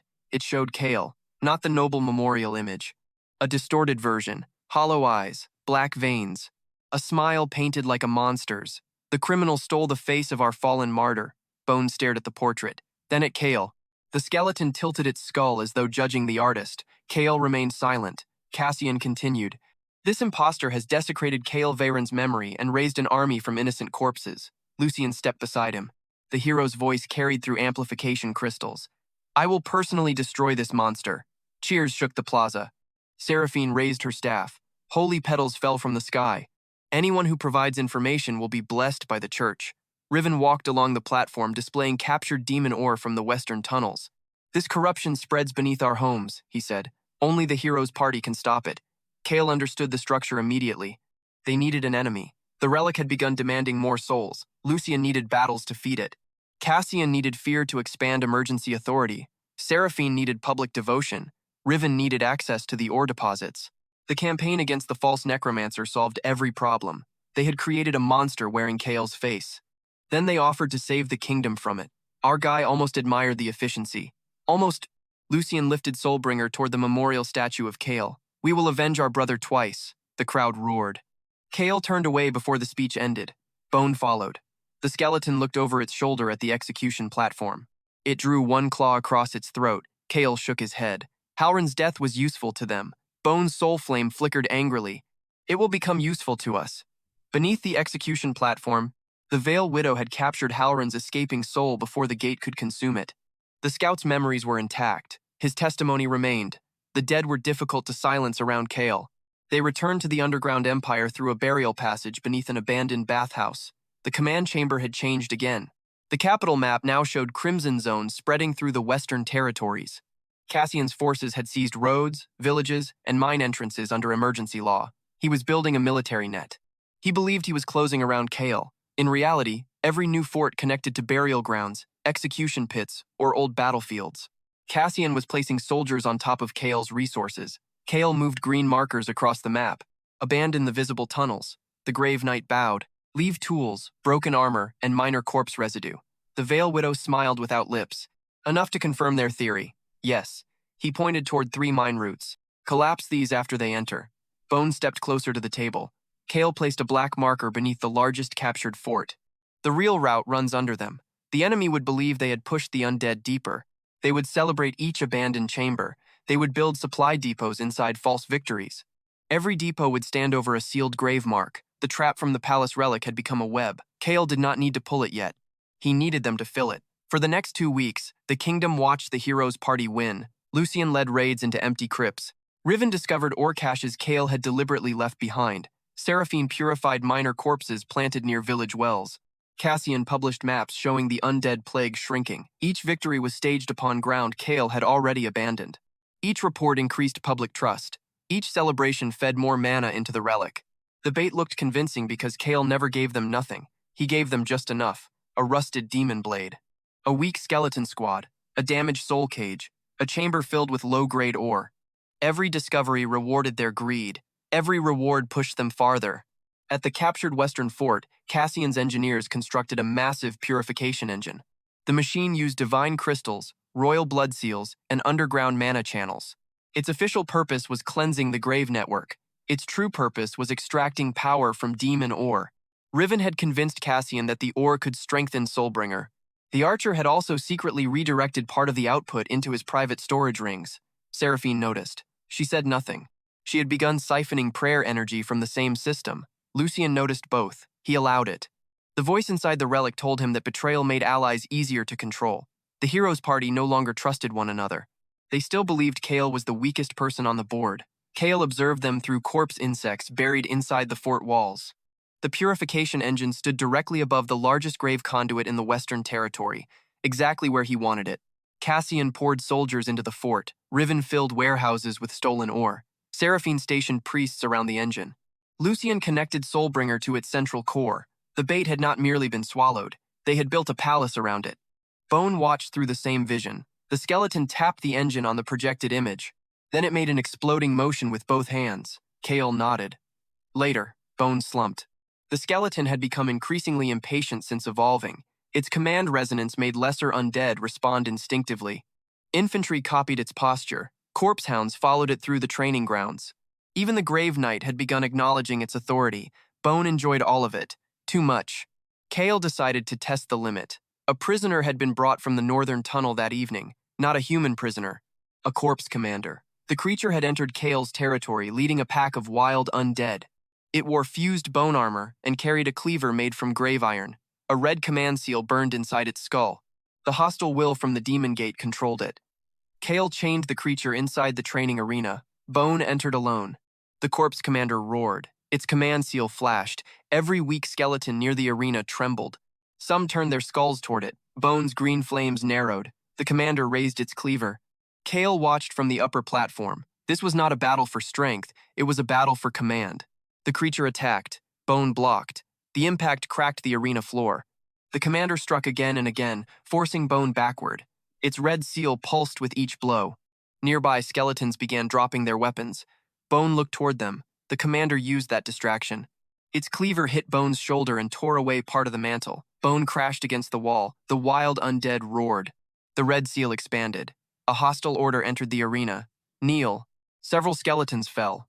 Bone remained standing. Its knees shook. Command resonance answered. Green light spread from its ribs. The two commands collided. Red against green. The arena filled with screaming soul energy. Bone lifted its demon sword. The blade runes ignited one by one. Kael saw something forming behind the skeleton's soul. A shadow. Tall. Armored. Not yet complete. A future shape pressing against the limits of the current body. System text appeared before him. Evolution route detected. Elite demon skeleton may advance toward Death Knight lineage. Conditions incomplete. Required. Stable command core. Required. Knight class soul. Required. Decisive victory over a superior commander. The corpse commander charged. Bone did not retreat. It planted the sword in the ground. Then it opened both hands. The skeleton infantry watching from outside the arena lifted their heads. Bone's command reached them. Stand. The fallen skeletons rose. The red seal flickered. Bone seized the enemy command thread with sovereign grip. Not physically, spiritually. Its claws closed around the invisible order. The commander froze. Kael's eyes sharpened. Bone had imitated his soul thread interference. Not perfectly, not safely. The red command burned through its arm. Cracks raced across the demon bone. Bone pulled anyway. The thread snapped. The corpse commander staggered. Its seal went dark. Bone drew the sword from the floor. Feigned opening activated. It allowed the enemy to recover. The commander swung wildly at the damaged arm. Bone stepped inside the strike. Its lighter hand caught the enemy's wrist. The demon arm closed around the commander's skull. Sovereign grip crushed the bone armor. Then Bone drove the rune blade through the red seal. The arena exploded with green fire. The corpse commander collapsed. The hostile will screamed through the broken thread. Bone tore the seal free and held it above its head. Every undead around the arena raised their weapons. The decisive victory had been completed. Evolution condition partially fulfilled. Death Knight lineage resonance detected. Evolution pending. Bone looked at the notification, then at Kael. It pointed toward itself, then mimed becoming taller. Kael descended into the arena. You forced a command break without permission. Bone lowered the seal. The backlash damaged your arm. The skeleton hid the cracked limb behind its back. You copied a technique you do not understand. Bone's shoulders sank. Kael stopped before it. You also won. Bone looked up. Kael took the red seal from its hand. Next time, survive the victory. Bone's jaw opened. It nodded with unusual seriousness. The shadow behind its soul remained for one breath longer. A knight wearing a torn cape, a horned helm, a great sword covered in death flame. Then the image vanished. Kael stored the foreshadowed evolution. The Death Knight form was possible. Not yet. The final condition required a Knight-class soul. The kingdom had many. Cassian was sending one toward them now. Lord Vale Draven, commander of the Royal Extermination Force, arrived at the western fort before dawn. He was known as the White Lion, a master spearman, a veteran of 7 Tower Wars, a noble who despised commoners and considered necromancers diseased animals. Cassian had promised him ownership of every reclaimed village. Lucien had promised him a place in the new heroic order. Seraphine had blessed his army. Riven had sold him false maps of Kael's tunnels. Vale stood before the purification engine and addressed 10,000 soldiers. The grave criminal is trapped beneath us, the army cheered. We have taken his mines. Another cheer. We have broken his servants. Louder. We will drag the impostor into sunlight and hang his bones beneath the martyr's statue. Lucien stood beside him. The hero smiled toward the transmission crystals, broadcasting the speech across the kingdom. Then he saw someone at the edge of the fort, a man in a black cloak. Kael. Only for a moment. Our guy stood beyond the outer wall, visible through morning fog. Lucien's face changed. Recognition, fear, rage. Then Kael disappeared. Lucien shouted for the gates to open. Vale laughed. Your ghost has nowhere left to run. The purification engine roared beneath them. Warehouses overflowed with ore. Priests filled the conduits with holy power. Soldiers occupied every marked position. The enemies had reached the peak of arrogance. They believed the campaign was over. They believed Kael had come to beg. They believed the fort was their greatest victory. Deep below it, Kael entered the true command chamber. Bone stood at his right side, cracked demon arm wrapped in black soul chains. The Grave Knight led the First Legion. The Veil Widow waited inside the enemy shadows. The Mawkeeper crouched beneath the supply tunnels. Thousands of green flames opened in the dark. Kael placed one finger against the map. Every grave mark beneath the fort answered. The bell from the ancient sovereign's prison rang once. A small sound. Almost nothing. Above, no soldier heard it. Cassian's purification engine continued drawing power. Riven's warehouses remained full. Seraphine's priests maintained the array. Lucien connected Soulbringer to the core. Vile ordered the army underground. Kael looked at the network they had built for him. Every piece was in place. Every victim had stepped willingly into the correct square. Bone raised its sword. Behind its soul, the shadow of a death knight appeared again. Kael's voice passed through the entire undead empire. Close the gates. Stone moved. Tunnels sealed. The western fort became a coffin, and the first funeral bell began to ring. The western fort sealed itself from the inside. Stone gates crashed across every tunnel. Iron barriers rose from beneath the courtyards. The purification engine screamed. For one breath, the royal army believed the noise came from Kael's attack. Then the central crystal turned black. Every holy conduit beneath the fort reversed. Mana stopped flowing into the engine. It began flowing out. Priests collapsed around the array. Their blessings peeled from their bodies as streams of golden light and vanished into the underground network. Riven stared at the control platform. That is impossible. The demon ore stacked inside the warehouses pulsed in answer. Crates split open. Black veins spread across every ingot. The false sovereign relic beneath the royal palace had connected to the fort through Cassian's purification system. The same engine built to drain Kael's grave network now amplified the feeding beacon. The trap planted before Kael's betrayal had finally reached its true shape. He had disguised the corrupted crystal with authentic seals. He had allowed Riven to steal it. He had allowed Cassian to connect it to the kingdom's mana infrastructure. He had allowed Lucien to pour holy power into it. Now the entire Western army stood inside a machine, designed by its own greed. The engine consumed everything: mana, blessings, fear, life. Lord Vale Draven raised his spear. Hold formation. The White Lion's voice carried across the fort. The soldiers obeyed. They were veterans. 10,000 armored bodies formed defensive squares between the inner walls. Shield bearers locked ranks. Archers climbed towers. Battle mages created layered barriers around the command platform. Lucien stepped forward.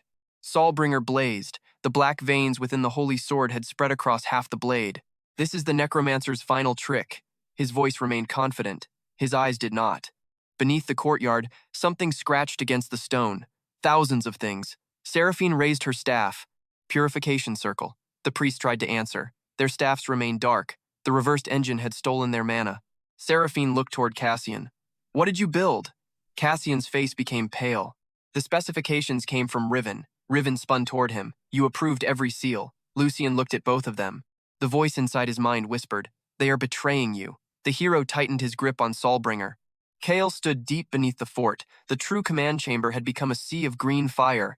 Undead legions filled every tunnel around him. The Grave Knight waited at the front. The Veil Widow's shadows spread through the enemy walls. The Mawkeeper crouched below the central courtyard. Bone stood beside Kael. Black chain still wrapped its damaged demon arm. The shadow of its future form flickered behind it. Kael placed both hands over the map. The western fort appeared as a layered structure of soul threads. Royal command lines glowed red. Priest formations shone gold. The hostile will from the demon gate moved through both like black poison. It controlled the wild corpses buried beneath the battlefield. Thousands of forgotten dead began clawing upward. Not under Kael's command, under the gates. The ancient awareness had been waiting for the engine to reach full power. It intended to seize the army, consume the soldiers, and use the fort as a permanent mouth into the living world. Kael studied the moving threads. This was not the exact result he had planned. The hostile will had entered earlier than expected. It had grown stronger. It had learned to hide inside divine mana. No panic touched his face. He changed the objective. The original plan had been to destroy Cassian's army and claim the fort. That was no longer enough. If the gate secured the purification engine, every corpse in the western territories would fall under its control. Kael moved his fingers. 3 green branches disconnected from Grave Dominion. The grave mines became independent. The village routes sealed. The capital conduit went dormant. Bone watched him restructure the network. Kael spoke without looking away. We do not protect the fort. Bone tilted its skull. We take the command system. The skeleton's soul flames brightened. Above them, the courtyard split. Hands emerged from the earth. Human hands, demon claws, armored fists. The royal soldiers raised their shields. Vale did not attack. He watched. The first corpse dragged itself into the open. It wore the remains of an old kingdom uniform. Black fire burned inside its mouth. A command seal pulsed across its skull. More corpses followed. Hundreds. Then thousands. The dead beneath the fort had come from forgotten wars, public executions, plague pits, and failed tower expeditions. The purification engine awakened all of them. The front ranks of soldiers stepped backward. Vale struck the ground with his spear. A white shockwave spread across the courtyard. Several corpses shattered. The soldiers cheered. Vale lifted the weapon. "You see? Rotten bones." He pointed toward the sealed gates. "The necromancer has trapped himself with us." The soldiers laughed nervously. Lucien smiled again. Arrogance returned. Kael allowed it. The enemy attacked first. Royal archers released volleys into the rising dead. Battle mages filled the courtyard with fire. Vale led cavalry through the first corpse wave, his spear turning every thrust into a burst of white light. Lucien remained near the engine. He did not join the front. He watched soldiers die and felt the relic feed. Seraphine guarded him. Cassian ordered reserve units into the tunnels. Riven searched for an escape route. The wild dead kept coming. The royal army destroyed hundreds. More climbed over them. Kael observed every response through the Vale Widow. Vale's army depended on signal horns. The priests protected the left formation. The battle mages clustered near the northern wall. Lucien refused to move beyond the engine's protective barrier. Most importantly, the hostile command seals strengthened whenever the black crystal pulsed. One central command, many bodies. The same weakness Kael had tested on the dead rat. The same mechanism Bone had broken inside the training arena. Only larger. Far larger. The royal army believed the wild corpses belonged to Kael. The wild corpses believed the gate was their sovereign. Both sides had placed him outside their calculations. Kael lifted one finger. "Open the lower graves." The ground beneath the royal rear guard cracked. Green flames erupted. The first ranks of Kael's undead climbed into the fort. Shield skeletons emerged, shoulder to shoulder. Demon-armored ghouls followed. Corpse hounds leaped through the gaps. Grave archers rose on buried platforms with soul-bound arrows already drawn. The sound changed. Wild corpses scraped and shrieked. Kael's army moved in silence. Every step landed together. Every weapon lifted together. Every green flame faced the same direction. The soldiers saw the difference. For the first time, true fear entered their formation. Vale turned toward the new army. His expression hardened. "So the rat finally leaves his hole." Kael rose from the central grave fissure. His black cloak moved in the heat. Bone climbed beside him. The elite demon skeleton drew its rune blade. The grave knight appeared behind them with the first legion. Lucien saw Kael. All false confidence vanished from his face, only for a heartbeat. Then rage replaced it. "You." Kael looked at him across the battlefield. No greeting. No explanation. Lucien raised Soulbringer. "You should have stayed dead." The exact words traveled through the fort. Bone's green flames narrowed. Kael remembered the altar, the sword in his back, the laughter, the abyss opening beneath him. His face remained calm. "Your turn will come." Vale charged before Lucien could answer. The white lion crossed the courtyard in a streak of pale light. His spear struck Kael's chest. The impact shattered the ground. Dust swallowed them. The royal army roared. When the dust cleared, Kael had not moved. A shield skeleton lay broken in front of him. Kael had summoned it into the path at the final instant. Vale pulled back the spear. "That is your power? Hiding behind corpses?" Kael did not counterattack. The commander attacked again. A thrust toward the throat. A sweep at the legs. A spear of compressed light aimed through Kael's heart. Kael avoided one. Redirected another with a bone wall. Allowed the third to tear through his outer cloak. Vale became faster. More confident. He believed Kael could not follow the technique. Kael watched the spear. The commander's strength came from a lion seal inside his chest armor. Each attack drew power through 3 channels. The shoulder, the right wrist, the left ankle. The ankle channel flickered whenever Vale changed direction. An old injury. A delayed recovery. Vale lunged again. Kael retreated. The commander laughed. "Run, imposter." Lucien watched from the engine platform. His fear faded. Cassian saw the same retreat and shouted to the soldiers, "The criminal is weak." The royal army regained courage. That was the moment Kael wanted. He raised one hand. Grave Dominion opened fully. Green circles spread beneath the entire fort. The stone walls blackened. Burial marks ignited. Every corpse Kael had planted, every hidden grave seal, every abandoned tunnel, and every decoy chamber connected at once. The enemy had spent weeks building depots over those marks. Now the marks became summoning gates. Skeleton legions rose inside the supply yards. Ash wraiths poured from command towers. The Mawkeeper erupted beneath the cavalry stables and swallowed horses, armor, and stone in one bite. The Vale Widow appeared behind the battle mages. She stole the commander's voice and screamed a false retreat order. Half the northern formation broke. The royal army's courage collapsed. Vale stopped laughing. Kael's grave aura spread across the courtyard. Enemy strength sank. Reaction speed slowed. Holy resistance weakened under the reversed engine. Undead stability surged. Bone lifted its sword. Command resonance rolled through the green ranks. Thousands of skeletons adjusted formation at once. Shield infantry locked the wild corpses between black walls. Grave archers targeted command seals instead of bodies. Ghouls dragged fallen royal soldiers away before the gate could consume their souls. The battlefield became a machine. Kael stood at its center. Vale tried to retreat toward Lucien. Kael activated the curse beneath his shadow. The commander's left ankle froze, exactly where the power channel had weakened. Bone. The skeleton moved. It crossed the courtyard under a storm of arrows. Its damaged demon arm remained wrapped in chains. Vale turned and thrust. Bone allowed the spear point to strike the cracked armor near its shoulder. The white lion committed his full weight, feigned opening. The skeleton twisted. The spear slid past its ribs. Bone seized the shaft with sovereign grip. The black chains around its arm shattered. The damaged limb trembled. Vale pulled. Bone did not release. The Grave Knight charged from the opposite side, forcing Vale to pivot onto the cursed ankle. The joint buckled. Bone drove its knee into the commander's chest. The lion seal cracked. White energy burst from the armor. Vale fell to one knee. He stared at the skeleton. No common undead can... Bone slammed its skull into his face. The commander collapsed backward. Bone raised the demon sword. Vale caught the blade between armored hands. He roared and forced himself upright. The lion seal burned one final time. Power exploded through his body. He threw Bone across the courtyard. The skeleton struck a wall and fell. Vale turned toward Kael. You hide behind servants because you are nothing. Kael looked past him. At the wild corpse army. At the black command seals. At the threads connecting them to the gate. The central crystal pulsed. The hostile will ordered every corpse to attack Kael's army. Thousands turned. Kael extended both hands. Soul thread interference activated. The command network became visible. One black chain above the fort. Countless branches descending from it. The skill had consumed most of his mana when breaking a minor corpse command. Now he faced an army. Kael did not attempt to sever every branch. He targeted the trunk. His fingers closed around the invisible chain. The gate resisted. Black fire erupted across his arms. The hostile will entered his mind. Thief. Kael's bones groaned. Blood ran from his palms. The wild corpses charged. Bone lifted its head from the rubble. It saw Kael holding the command thread. It remembered the arena. The skeleton forced itself upright. Its demon arm was cracked from wrist to shoulder. Bone planted the rune sword in the ground. Command resonance expanded. Green light entered Kael's grip.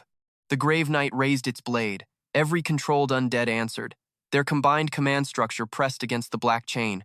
Kael did not break it alone. He used his entire army as leverage. The battlefield froze between two sovereigns. The ancient gate screamed. Kael pulled. The central thread snapped. Every black seal across the wild corpses shattered simultaneously. The resulting shockwave tore through the fort. The false relic beneath the palace cracked. Lucien screamed and dropped Soulbringer. The purification engine exploded. Wild corpses collapsed across the battlefield. Then Kael issued one command. Rise for me. Green flames replaced black ones. Thousands of forgotten dead stood again, not as a chaotic horde, as a second army. Soul thread interference evolved through large-scale use. New function acquired. Command theft. Hostile undead control temporarily seized. Lucien stared at the field. His lips moved. No. Kael turned the stolen army toward the royal formations. The soldiers dropped their weapons. Some ran. The sealed gates did not open. Others fell to their knees. Vale remained standing through pride alone. Bone approached him again. The skeleton dragged its damaged arm. The white lion raised his broken spear. You are beneath me. Bone stopped. The shadow of the future Death Knight rose behind it, taller, clearer, waiting for the final requirement. Vale possessed a knight-class soul. The commander attacked. Bone stepped inside the thrust. Its ordinary hand redirected the spear. Its demon claws closed around the cracked lion seal. Sovereign grip crushed it. Vale's power vanished. Bone lifted the man from the ground. The commander kicked uselessly. Bone looked toward Kael. Kael gave a single nod. The rune sword flashed. Vale's broken spear struck the ground first. His body followed. The white lion did not rise. Knight-class soul available. Decisive victory over superior commander confirmed. Bone stood above the fallen noble. Green and black fire spiraled around its body. The incomplete shadow behind it opened its eyes. Evolution conditions fulfilled. Death Knight transformation ready. Kael did not trigger it. Not yet. The battlefield still moved. Lucien seized Soulbringer and backed toward the engine ruins. Seraphine's white robes were covered in ash. Cassian shouted contradictory orders to guards who no longer listened. Riven had reached the warehouse tunnels, only to find the exit sealed by the demon ore he had stolen. The trap from the ancient relic had consumed their army. The false victories had placed every supply inside Kael's marked territory. The purification engine had amplified his grave dominion. Their greed had built the weapon. Kael walked through the ruined fort. The stolen corpse army bowed as he passed. Royal soldiers stared at him with empty terror. Lucien raised the corrupted holy sword. "You caused this." Kael stopped. "No." He looked at the shattered engine. "You carried it." His eyes moved to Riven. "You fed it." Then Cassian. "You built around it." Finally Seraphine. "You blessed it." The four traitors stood together again. Not triumphant, not laughing. Trapped between the dead they had created and the man they had murdered. The voice inside the demon gate roared through Lucien's sword. The hero's armor split. Black light erupted from his chest. Something began climbing through him. Kael felt the hostile will retreat from the battlefield and concentrate inside Soulbringer. The true confrontation had not begun. This had only been the first collection. Kael placed one hand over Vale's soul. Soul extraction. The white lion's spirit tore free. Bone's body reacted instantly. The Death Knight shadow wrapped around it like armor waiting to close. Kael held the soul before the skeleton. Bone looked at it. Then toward Lucien. The hero's body continued changing. Black wings of mana formed behind him. Seraphine screamed his name. Cassian backed away. Riven tried to hide. Kael fed the night soul into Bone's chest. The evolution fire began. He turned toward Lucien. The battlefield belonged to him. The fort belonged to him. The engine was broken. The army was taken. The first punishment had arrived. And for the first time, the hero's party understood that Kael had not returned seeking survival. He had returned to collect them. Lucien's scream split the battlefield. Black light burst from the cracks in his armor. Soulbringer bent in his hands. The holy blade had once shone like sunrise. Now its golden surface peeled away in strips, revealing a core of dark crystal beneath. Veins crawled from the weapon into Lucien's wrists, then climbed his arms like living chains. Seraphine reached for him. "Lucien." The hero struck her away. She crashed across the ruined platform. Cassian froze. Riven stopped clawing at the sealed warehouse door. The voice inside Soulbringer spoke through Lucien's mouth. "The vessel is incomplete." The hero's spine arched. Black wings unfolded behind him. They were not made of feathers. They were made of screaming souls. Every soldier who had died inside the fort appeared within them, faces pressed against one another. Mouths opened, eyes rolled in terror. Lucien's own voice emerged beneath the ancient one. "I am the chosen hero," the gate answered. "You are a door." The corruption entered his chest. His white armor turned black. The royal crest melted. Golden hair lost its color until it resembled dead ash. Horns grew from his temples. Soulbringer fused into his right arm, transforming flesh and steel into a single jagged weapon. Lucien looked at Kael. Hatred remained. So did fear. "You did this to me." Kael walked through the broken courtyard. "No." Green flames followed each step. "You accepted it." Behind Kael, Bone's evolution intensified. The Night-class soul filled the skeleton's frame. Black armor formed around its bones, one plate at a time. The fractured skull disappeared beneath a horned helmet. Its rune-covered sword stretched into a massive death blade. A torn cape formed from condensed soul fire. Bone's body grew taller, heavier. The playful crooked posture vanished. For one moment, the skeleton stood like an executioner carved from night. Then it looked at its new cape. Bone turned once. The cloth flowed perfectly. The green flames inside its helmet brightened with satisfaction. Kael glanced at it. Bone immediately faced forward and gripped the sword with both hands. Evolution complete. Elite Demon Skeleton has become Death Knight Companion. Name retained, Bone. New traits acquired, Death March. Sovereign Guard, Grave Severance. Command Resonance evolved. Nearby undead received increased strength, stability, and resistance to hostile control. Bone planted the death blade into the ground.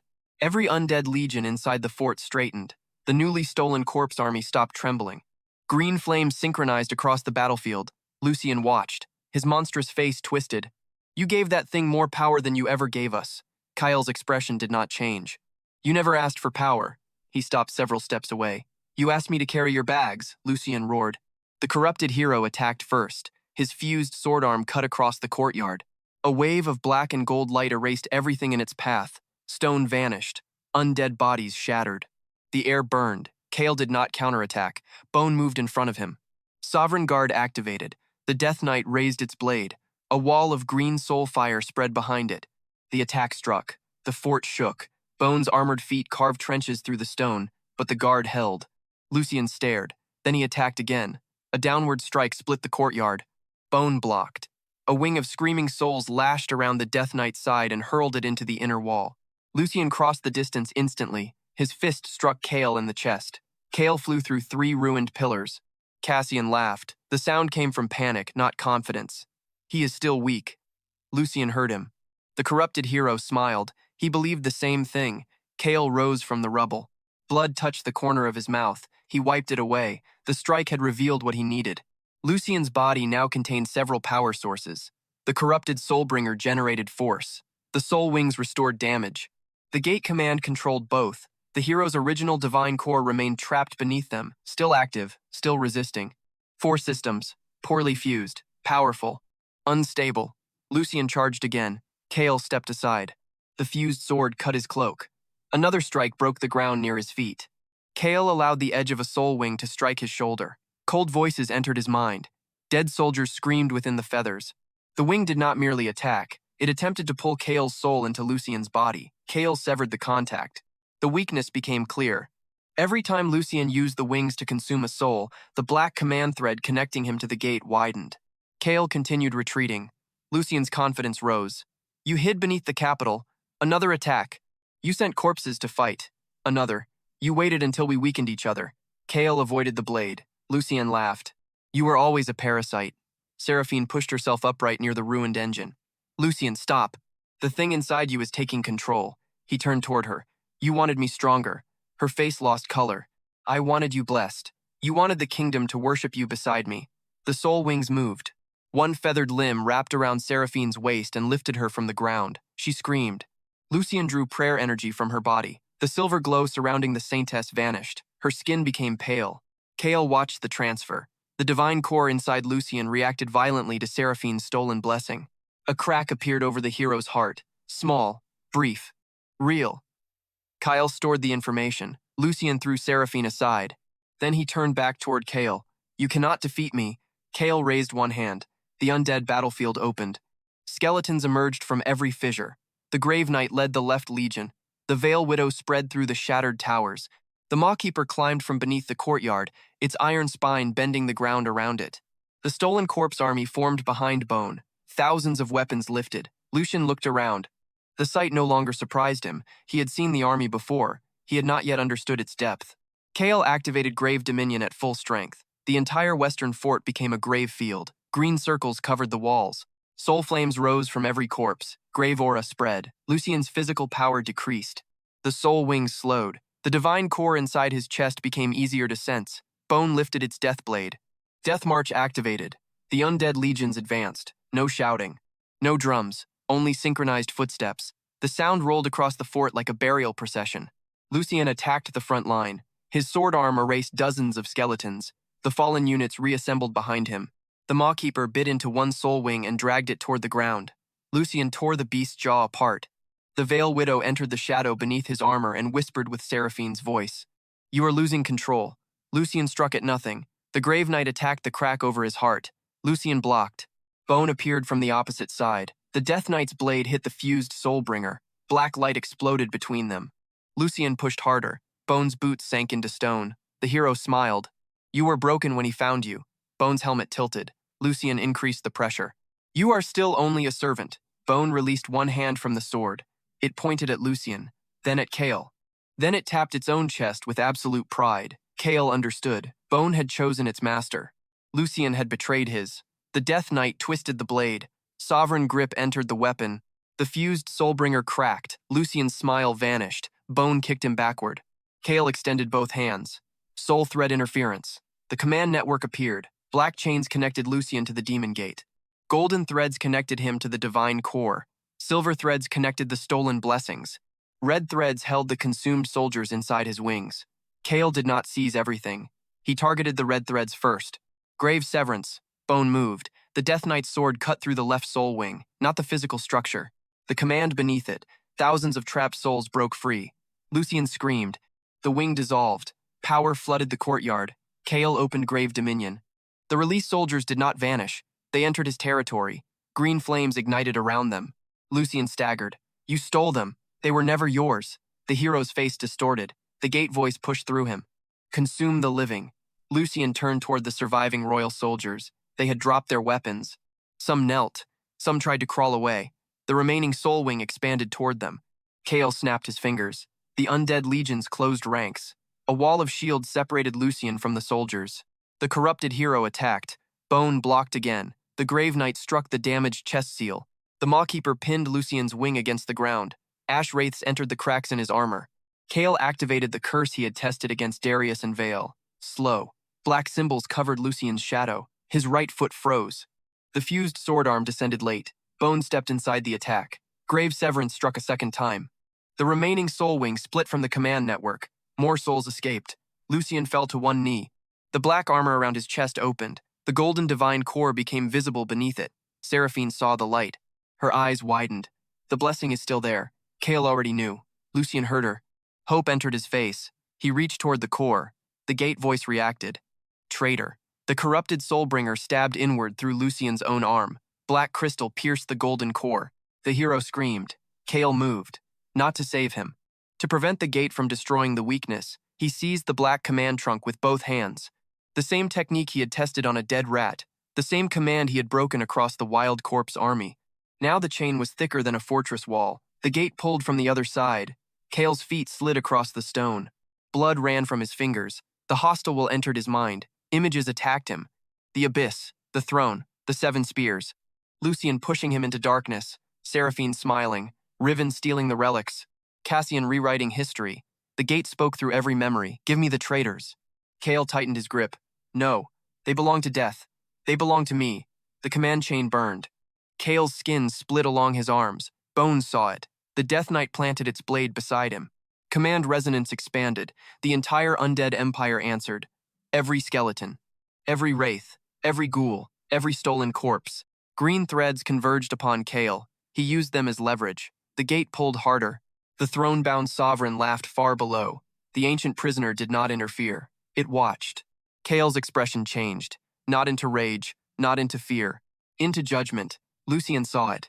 For the first time, he understood that Kael had not survived through luck. The man standing before him had walked through death, negotiated with monsters, built an empire beneath the kingdom, and returned without wasting a single motion. Kael pulled the command chain from Lucien's chest. The black crystal screamed. Soulbringer separated from the hero's arm. Lucien collapsed. The gate's presence gathered inside the weapon. A massive face formed above the fort. Horns crossed the clouds. Eyes opened like burning pits. The true boss had revealed itself. The Demon Gate Sovereign. Not the prisoner in the abyss. Something else. An ancient devourer that used heroic systems, holy relics, and human greed to create vessels. Its voice crushed the battlefield. Necromancer, Kael looked upward. You stole my army.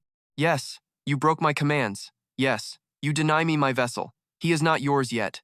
The face smiled. Then keep him. The corrupted sword exploded. Black shards filled the sky. Each shard became a demon. Winged corpses descended over the fort. Towering abominations climbed through the broken conduits. The royal cemetery line reopened by force. Dead nobles across the capital began to move. The gate had launched everything at once. Kael recalculated. The western fort was no longer the only battlefield. If the cemetery fell, the capital would become a feeding ground. If the conduit remained open, the gate could bypass his isolated territories. He changed the plan immediately. Vale Widow. The elite wraith bowed. Return to the cemetery. Destroy every grave mark we cannot hold. She vanished. Grave Knight, take the 2nd Legion through the capital conduit. The knight raised its sword. Mawkeeper. Collapse the palace route after they cross. The beast roared. Kael turned toward Bone. The Death Knight looked back. You stay. Bone placed one fist against its chest. The gate face opened its mouth. A beam of condensed death descended. Kael raised Grave Dominion. Bone activated Sovereign Guard. Every undead shield joined the defense. The beam struck. Half the fort vanished. Stone turned to ash.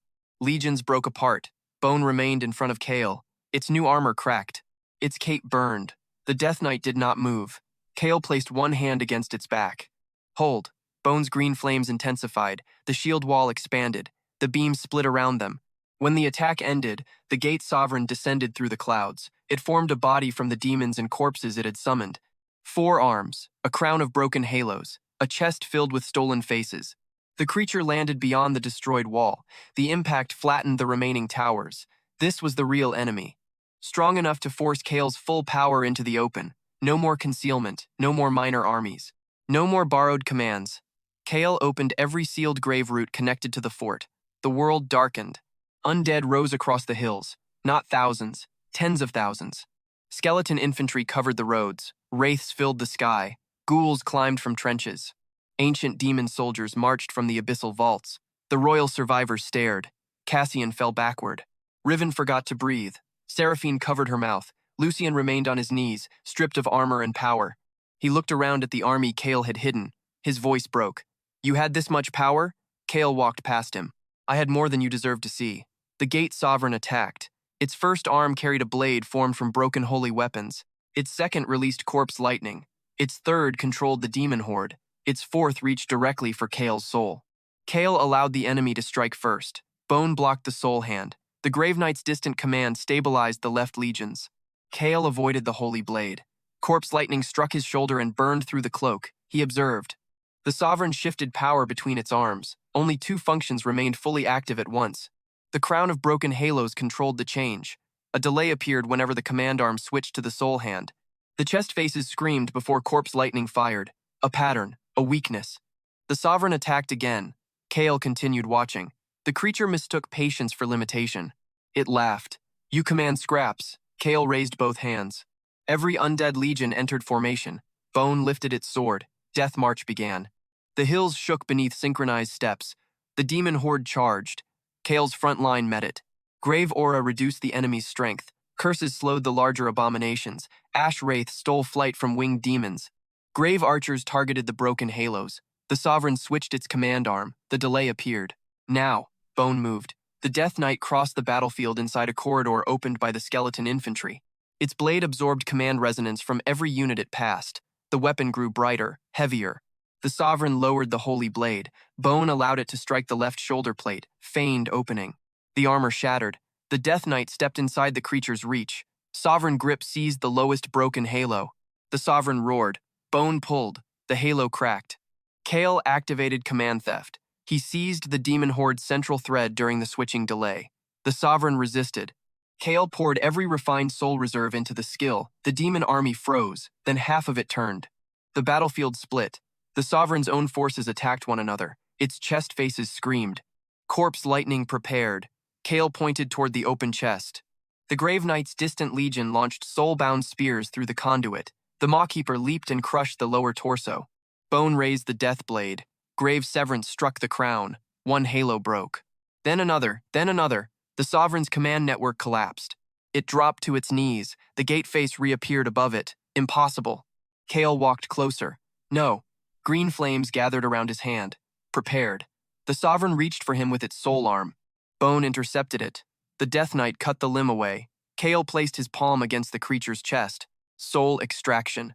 The fort became silent. The Sovereign's entire body convulsed. Millions of stolen fragments screamed inside it.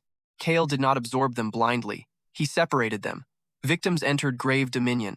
Corrupted demon energy entered the soul refinery. The central Sovereign core remained in his hand, black, dense, furious. The creature shrank as its power disappeared. Its final face resembled Lucien, then Seraphine, then Riven, then Cassian. At last, it became a featureless shadow. Kael crushed the core. The sky cleared. The demon gate conduit closed. The royal cemetery fell silent. Every remaining demon collapsed. Bone drove its sword into the ground. The Death Knight had delivered the decisive strike. The western fort belonged entirely to Kael. Lucien stared at the broken Sovereign core. All arrogance had vanished. He crawled toward Kael. "Kael." Our hero turned. Lucien's hands shook. "We were brothers." Kael said nothing. Seraphine dragged herself closer. "We made a mistake." Riven fell to his knees beside the sealed warehouse. It was Cassian's plan. Cassian pointed at Lucien. The hero gave the order. The four traitors turned on one another, exactly as Kael knew they would. Lucien reached for his boot. "You cannot kill me. The kingdom needs me." Kael looked down at the man who had pushed him into the abyss. Lucien's eyes filled with tears. "I was afraid. You were becoming too important." Cassian said the party needed one symbol. Seraphine agreed. "Riven took your relics." Kael leaned closer. Lucien stopped speaking. The necromancer repeated the words spoken at the altar. "You were never one of us." Lucien's face collapsed. Kael's voice remained even. "You were only a dog carrying our bags." The hero began to sob. Kael straightened. Bone stood beside him in cracked Death Knight armor. Behind them waited an army stretching beyond the ruined walls. The traitors crawled beneath its shadow. Kael looked at all four. He did not kill them, not yet. Death would be simple. They had each built their identities from a different cruelty. Each deserved a different ending. Kael opened 4 soul chains. They wrapped around Lucien, Seraphine, Riven, and Cassian. The traitors screamed as their classes were sealed. Their mana disappeared. Their titles dimmed. Their strength left their bodies. Kael turned toward the burial passage leading beneath the capital. Bring them. Bone lifted Lucien by the collar. The former hero kicked weakly. The Grave Knight soldiers seized Cassian. The Veil Widow emerged from shadow and dragged Seraphine upright. The Mawkeeper closed its teeth around Riven's cloak and hauled him through the rubble. Kael walked ahead. The western fort burned behind them. The false victories were gone. The royal army had witnessed the truth. The hero's party had begged. The Demon Gate sovereign had fallen.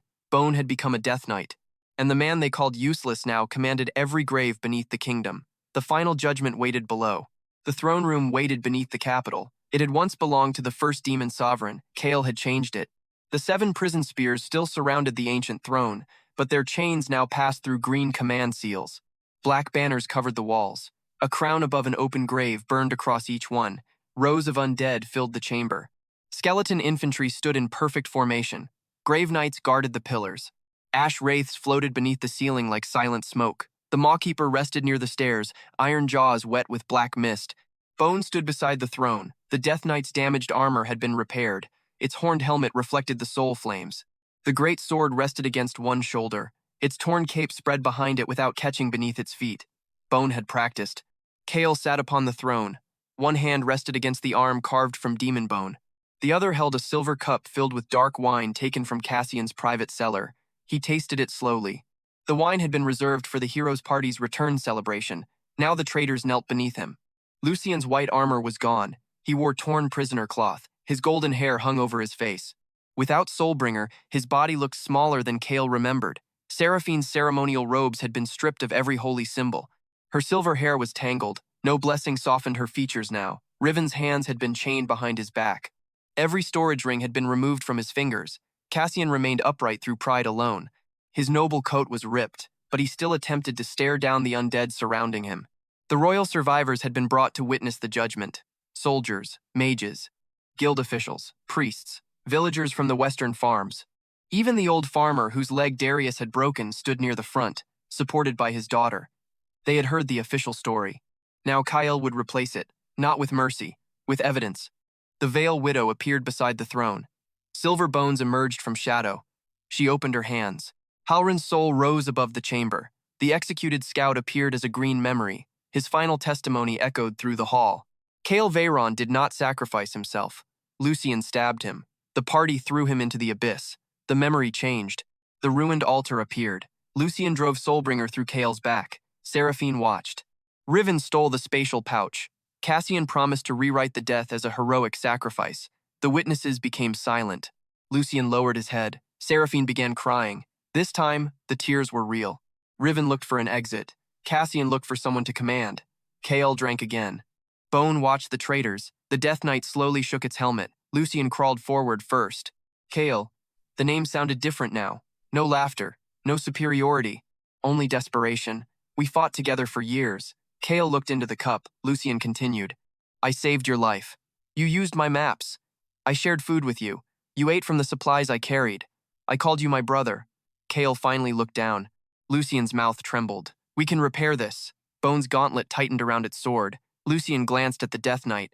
Fear deepened. Kael set the cup on the throne. You pushed me into the abyss. Lucien pressed his forehead against the floor. Cassian said you would expose us. Seraphine said the kingdom needed a perfect hero. Riven said your relics belonged to the party. 3 heads turned toward him. The traitors began speaking at once. He gave the order. She agreed. He took the relics. Cassian prepared the report. Kael lifted one finger. Soul chains tightened around their throats. The chamber fell silent. He looked at Lucien. The fallen hero had built his glory by betraying the man who protected him. He had killed Kael with Soulbringer. He had stolen the title of savior. He had fed soldiers to the Demon Gate to preserve that title. Kael opened his palm. A broken fragment of Soulbringer appeared. The black corruption had been removed. Only the original holy metal remained. Lucien stared at it. Hope flickered. My sword. No. Kael descended from the throne. This is the weapon you placed in my back. He stopped before Lucien. The fragment floated between them. Lucien shook his head. Please. Kael repeated the words from the altar. You should have stayed useful. Lucien flinched. Kael drove the fragment into the floor before him. A golden mirror rose from the stone. Inside it, Lucien saw every person he had sacrificed. Halrin, the soldiers at the fort, the villagers used as shields, party members abandoned on lower tower floors. Their images surrounded him. Their voices repeated his orders. Hold the line. Buy me time. Your sacrifice will be remembered. Lucien covered his ears. The voices continued inside his skull. Kael placed one hand against the former hero's chest. Class extraction, Lucien screamed. Golden light tore from his body. The hero class appeared as a burning crest above Kael's palm. Divine strength vanished from Lucien's muscles. Battle instincts disappeared. Blessings collapsed. Every level gained through stolen credit shattered. He became what he had always feared. Ordinary, weak, unchosen. Kael crushed the crest. The light scattered into the watching souls. Lucien reached for it. No, you wanted to be the only symbol. Kael stepped back. Now you will be remembered only by the dead you used. The golden mirror closed around Lucien. It became a narrow prison of light. He would not die quickly. Every victim would visit him. Every order would return. Every false victory would be repeated until his mind could no longer distinguish memory from judgment. Lucien struck the mirror with bare hands. Blood appeared across his knuckles. No one moved to help him. Kael turned toward Seraphine. The former saintess immediately bowed. I was manipulated. Bone tilted its helmet. Seraphine's voice shook. Cassian controlled the church. Lucien controlled the party. I had no choice. Kael approached her. You always had a choice. I healed people. You healed witnesses when the crowd was watching. I gave hope. You gave performances. Her tears fell faster. I can serve you. The chamber reacted. Undead weapons shifted. Bone looked toward Kael as though offended by the suggestion. Seraphine crawled closer. I can bless your soldiers. I can speak to the kingdom. I can tell everyone the truth. Kael crouched before her. She reached toward his hand. He withdrew it. At the altar, she had smiled while calling his death necessary. At the execution, she had smiled while condemning Halrin as insane. In every city, she had used mercy as clothing while protecting cruelty beneath it. Kael repeated her own words. The kingdom needs a flawless victory. Seraphine stopped breathing. Kael opened grave dominion. Thousands of small lights appeared around her. Prayers. Every prayer given to the saintess. Every desperate request for healing. Every promise she had ignored because the petitioner lacked status. The lights formed faces. Sick children, wounded soldiers, starving villagers, people who had donated their last coins to the church and received nothing. Seraphine looked around. I could not save everyone. Kael's gaze remained cold. You did not try unless someone was watching. He touched the empty space above her forehead. Blessing revocation. Silver light burst from her body. The saintess class tore away. Her healing authority disappeared. Her beauty blessing cracked. Her sacred reputation marks vanished from every church record linked to the system. Across the kingdom, statues bearing her face fractured. Murals lost their colors. Prayer books erased her name. Seraphine felt every change. She screamed as years of worship disappeared. Kael caught the final silver spark. It contained the collective faith she had used to build her power. He released it toward the neglected souls. The light divided among them. Seraphine reached after it. I earned that. Kael stood. No one will remember you as a saint. Her face twisted. Then what will I be? The woman who watched. The prayer lights surrounded her. They did not attack. They turned away. One after another, the souls refused to look at her. For a woman who had lived through admiration, being unseen became the sharpest punishment. Seraphine begged them to return. No soul listened. Kael turned toward Riven. The archer had stopped struggling. His eyes followed Kael's cup, Bone's sword, the banners, and the relics displayed along the chamber walls. Even while kneeling before death, he calculated value. Kael noticed. Of course he did. Riven forced a smile. We can make an agreement. Bone lowered its sword toward him. Riven swallowed. I know hidden vaults, guild accounts, smuggling roads, Cassian's family treasures. I can give you all of it. You already did. Kael gestured. Undead servants opened the treasury doors. Mountains of gold filled the chamber beyond. Demon ore, royal gems, tower artifacts, storage rings, weapons stolen from dead adventurers. Riven stared. His breathing changed. Kael walked closer. You took my spatial pouch. Riven shook his head. Party property. You sold relics from the dead. I was responsible for distribution. You stole from every expedition. I kept, in what others would waste. Kael repeated the words Riven had spoken while kicking him beside the altar. Our useless porter still carried the demon relics. Riven's smile vanished. Kael held out one hand. Every stolen ring flew from the treasury. They circled Riven. Each ring opened. Gold poured across the floor. Weapons, gems, potions, contracts, jewelry taken from corpses. The pile rose around him. Riven's eyes widened with hunger. Kael activated a black seal. Possession curse. The stolen treasure melted. Gold became liquid shadow. Artifacts became chains. Gems became eyes. Everything Riven had taken wrapped around his body. He screamed. The weight forced him flat. The more he tried to grasp, the heavier it became. Every object whispered the name of its original owner. Riven begged Kael to remove it. Kael watched him reach for a golden coin despite the chains crushing his fingers. Greed remained stronger than pain.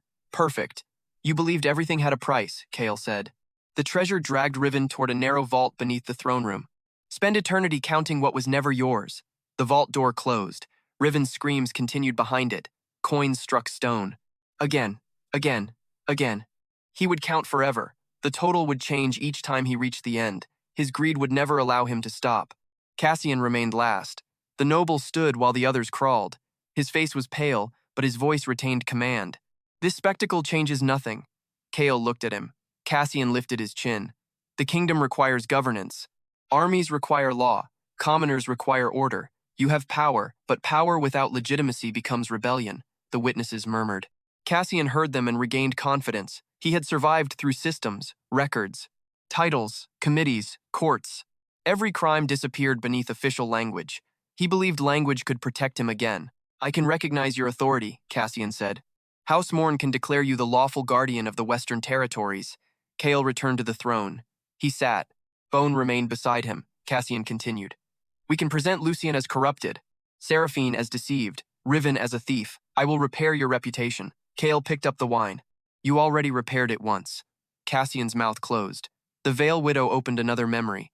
Cassian stood beside the Demon Gate altar. Your death will be recorded as a heroic sacrifice. Be grateful. It is a better reputation than a failed class deserves. The words echoed through the chamber. Kael drank. Cassian looked toward the witnesses. That recording lacks context. The old farmer laughed bitterly. Others joined him. Cassian raised his voice. I am Duke Cassian Morn. Kael placed the cup down. No. A black book appeared above his palm. The ledger contained every report Cassian had altered, every bribe, every confiscated farm, every execution changed into an accident, every noble crime assigned to a common prisoner, every dead soldier erased from compensation records. Kael opened the book. Names poured into the air. Thousands. Cassian stepped backward. Those documents are property of the crown. The crown has read them. Kael pointed toward the chamber entrance. The king entered without a procession. His face carried no warmth. Behind him walked royal investigators and surviving council members.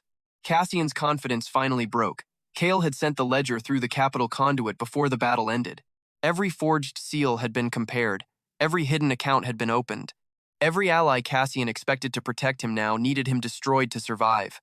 The king removed House Morn's crest from his coat. Cassian reached for it. Your Majesty. The king dropped the crest on the floor. Kael crushed it beneath one boot. Record correction, the necromancer said. The system responded. House Morn titles revoked. Properties returned to documented victims. Military authority dissolved. Historical records restored.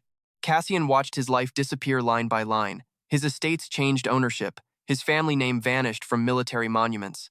His achievements returned to the dead officers who had earned them. His rank became blank. No, Cassian whispered. Kael lifted the black ledger. You made records into weapons. The pages tore free. They folded into black blades around Cassian. You buried people beneath lies. Each page displayed one falsified death. The blades entered his shadow, not his body. His shadow became a prison made from his own documents. Cassian tried to move. The papers tightened. Kael repeated the Duke's final insult. Be grateful, Cassian looked up. It is a better reputation than a failed class deserves. Kael closed the ledger. The paper prison folded inward. Cassian vanished inside the records he had forged. His name remained on one page only, not as a duke, not as a commander, as a convicted thief, murderer, and architect of treason. The book sealed. Kael handed it to the king. Place it where everyone can read it. The king accepted the ledger. Cassian's muffled screams came from between the covers. The judgment ended. No two traitors shared the same fate. Lucien lost the heroic power he killed to protect and became haunted by every sacrifice. Seraphine lost the worship she used as a mask and became invisible to those whose suffering she ignored. Riven was buried beneath the possessions he stole and condemned to count them without end. Cassian became trapped inside the false records he had used to erase others. Kael had delivered each sentence himself. No accident. No outside savior. No mercy disguised as justice. The witnesses bowed. Not because Kael demanded it, because no one remained standing. The royal soldiers lowered their weapons. The villagers watched the throne with fear and gratitude mixed together. The priests stared at Seraphine's empty place. The guild officials stared at Lucien's prison. Kael lifted the silver cup. Bone turned toward the traitors' prisons. The Death Knight nodded once, satisfied. Far below the chamber, the ancient sovereign remained pinned to its throne. Its laughter traveled through the stone. You judge like a king, Kael answered silently. Kings need approval. And what do you need? Kael looked across his undead army. Tens of thousands stood behind the throne. Skeletons, wraiths, ghouls, grave knights, demon soldiers, the Mawkeeper, the Veil Widow, Bone, the first skeleton, the one-armed wreck that had saluted too hard and knocked its own skull sideways. Now a Death Knight stood at his right hand. Kael placed the cup against his lips. Results. Above the capital, every false banner of the hero's party burned. Kael's memorial statues were not replaced. He ordered them destroyed. He did not need the love of a crowd. He did not need heroic songs. He did not need history to call him kind. The western villages received their land back.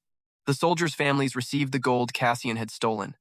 Halrin's name was restored. The Demon Gate remained sealed beneath grave dominion. And below the kingdom, the undead empire continued expanding. Kael sat upon the throne of Bones. The army behind him became a wall of green fire. Bones stood straight beside him, sword planted before its armored body. No one laughed now. No one called the Necromancer useless. No one mistook patience for weakness. Kael looked toward Lucien's golden prison. The former hero still struck the mirror with bleeding hands. The voices of the dead repeated around him. You should have stayed useful. Kael's expression remained cold. People call revenge cruel when the bill arrives in their name. Bone nodded. The undead army lowered its weapons as one. Kael drank the last of Cassian's wine. Then he leaned back against the throne they had unknowingly built for him. They threw me into a grave because they believed I belonged beneath them. Green flames spread across the chamber. The crown above the open grave ignited on every banner. Kael smiled. They forgot that graves are where necromancers build kingdoms.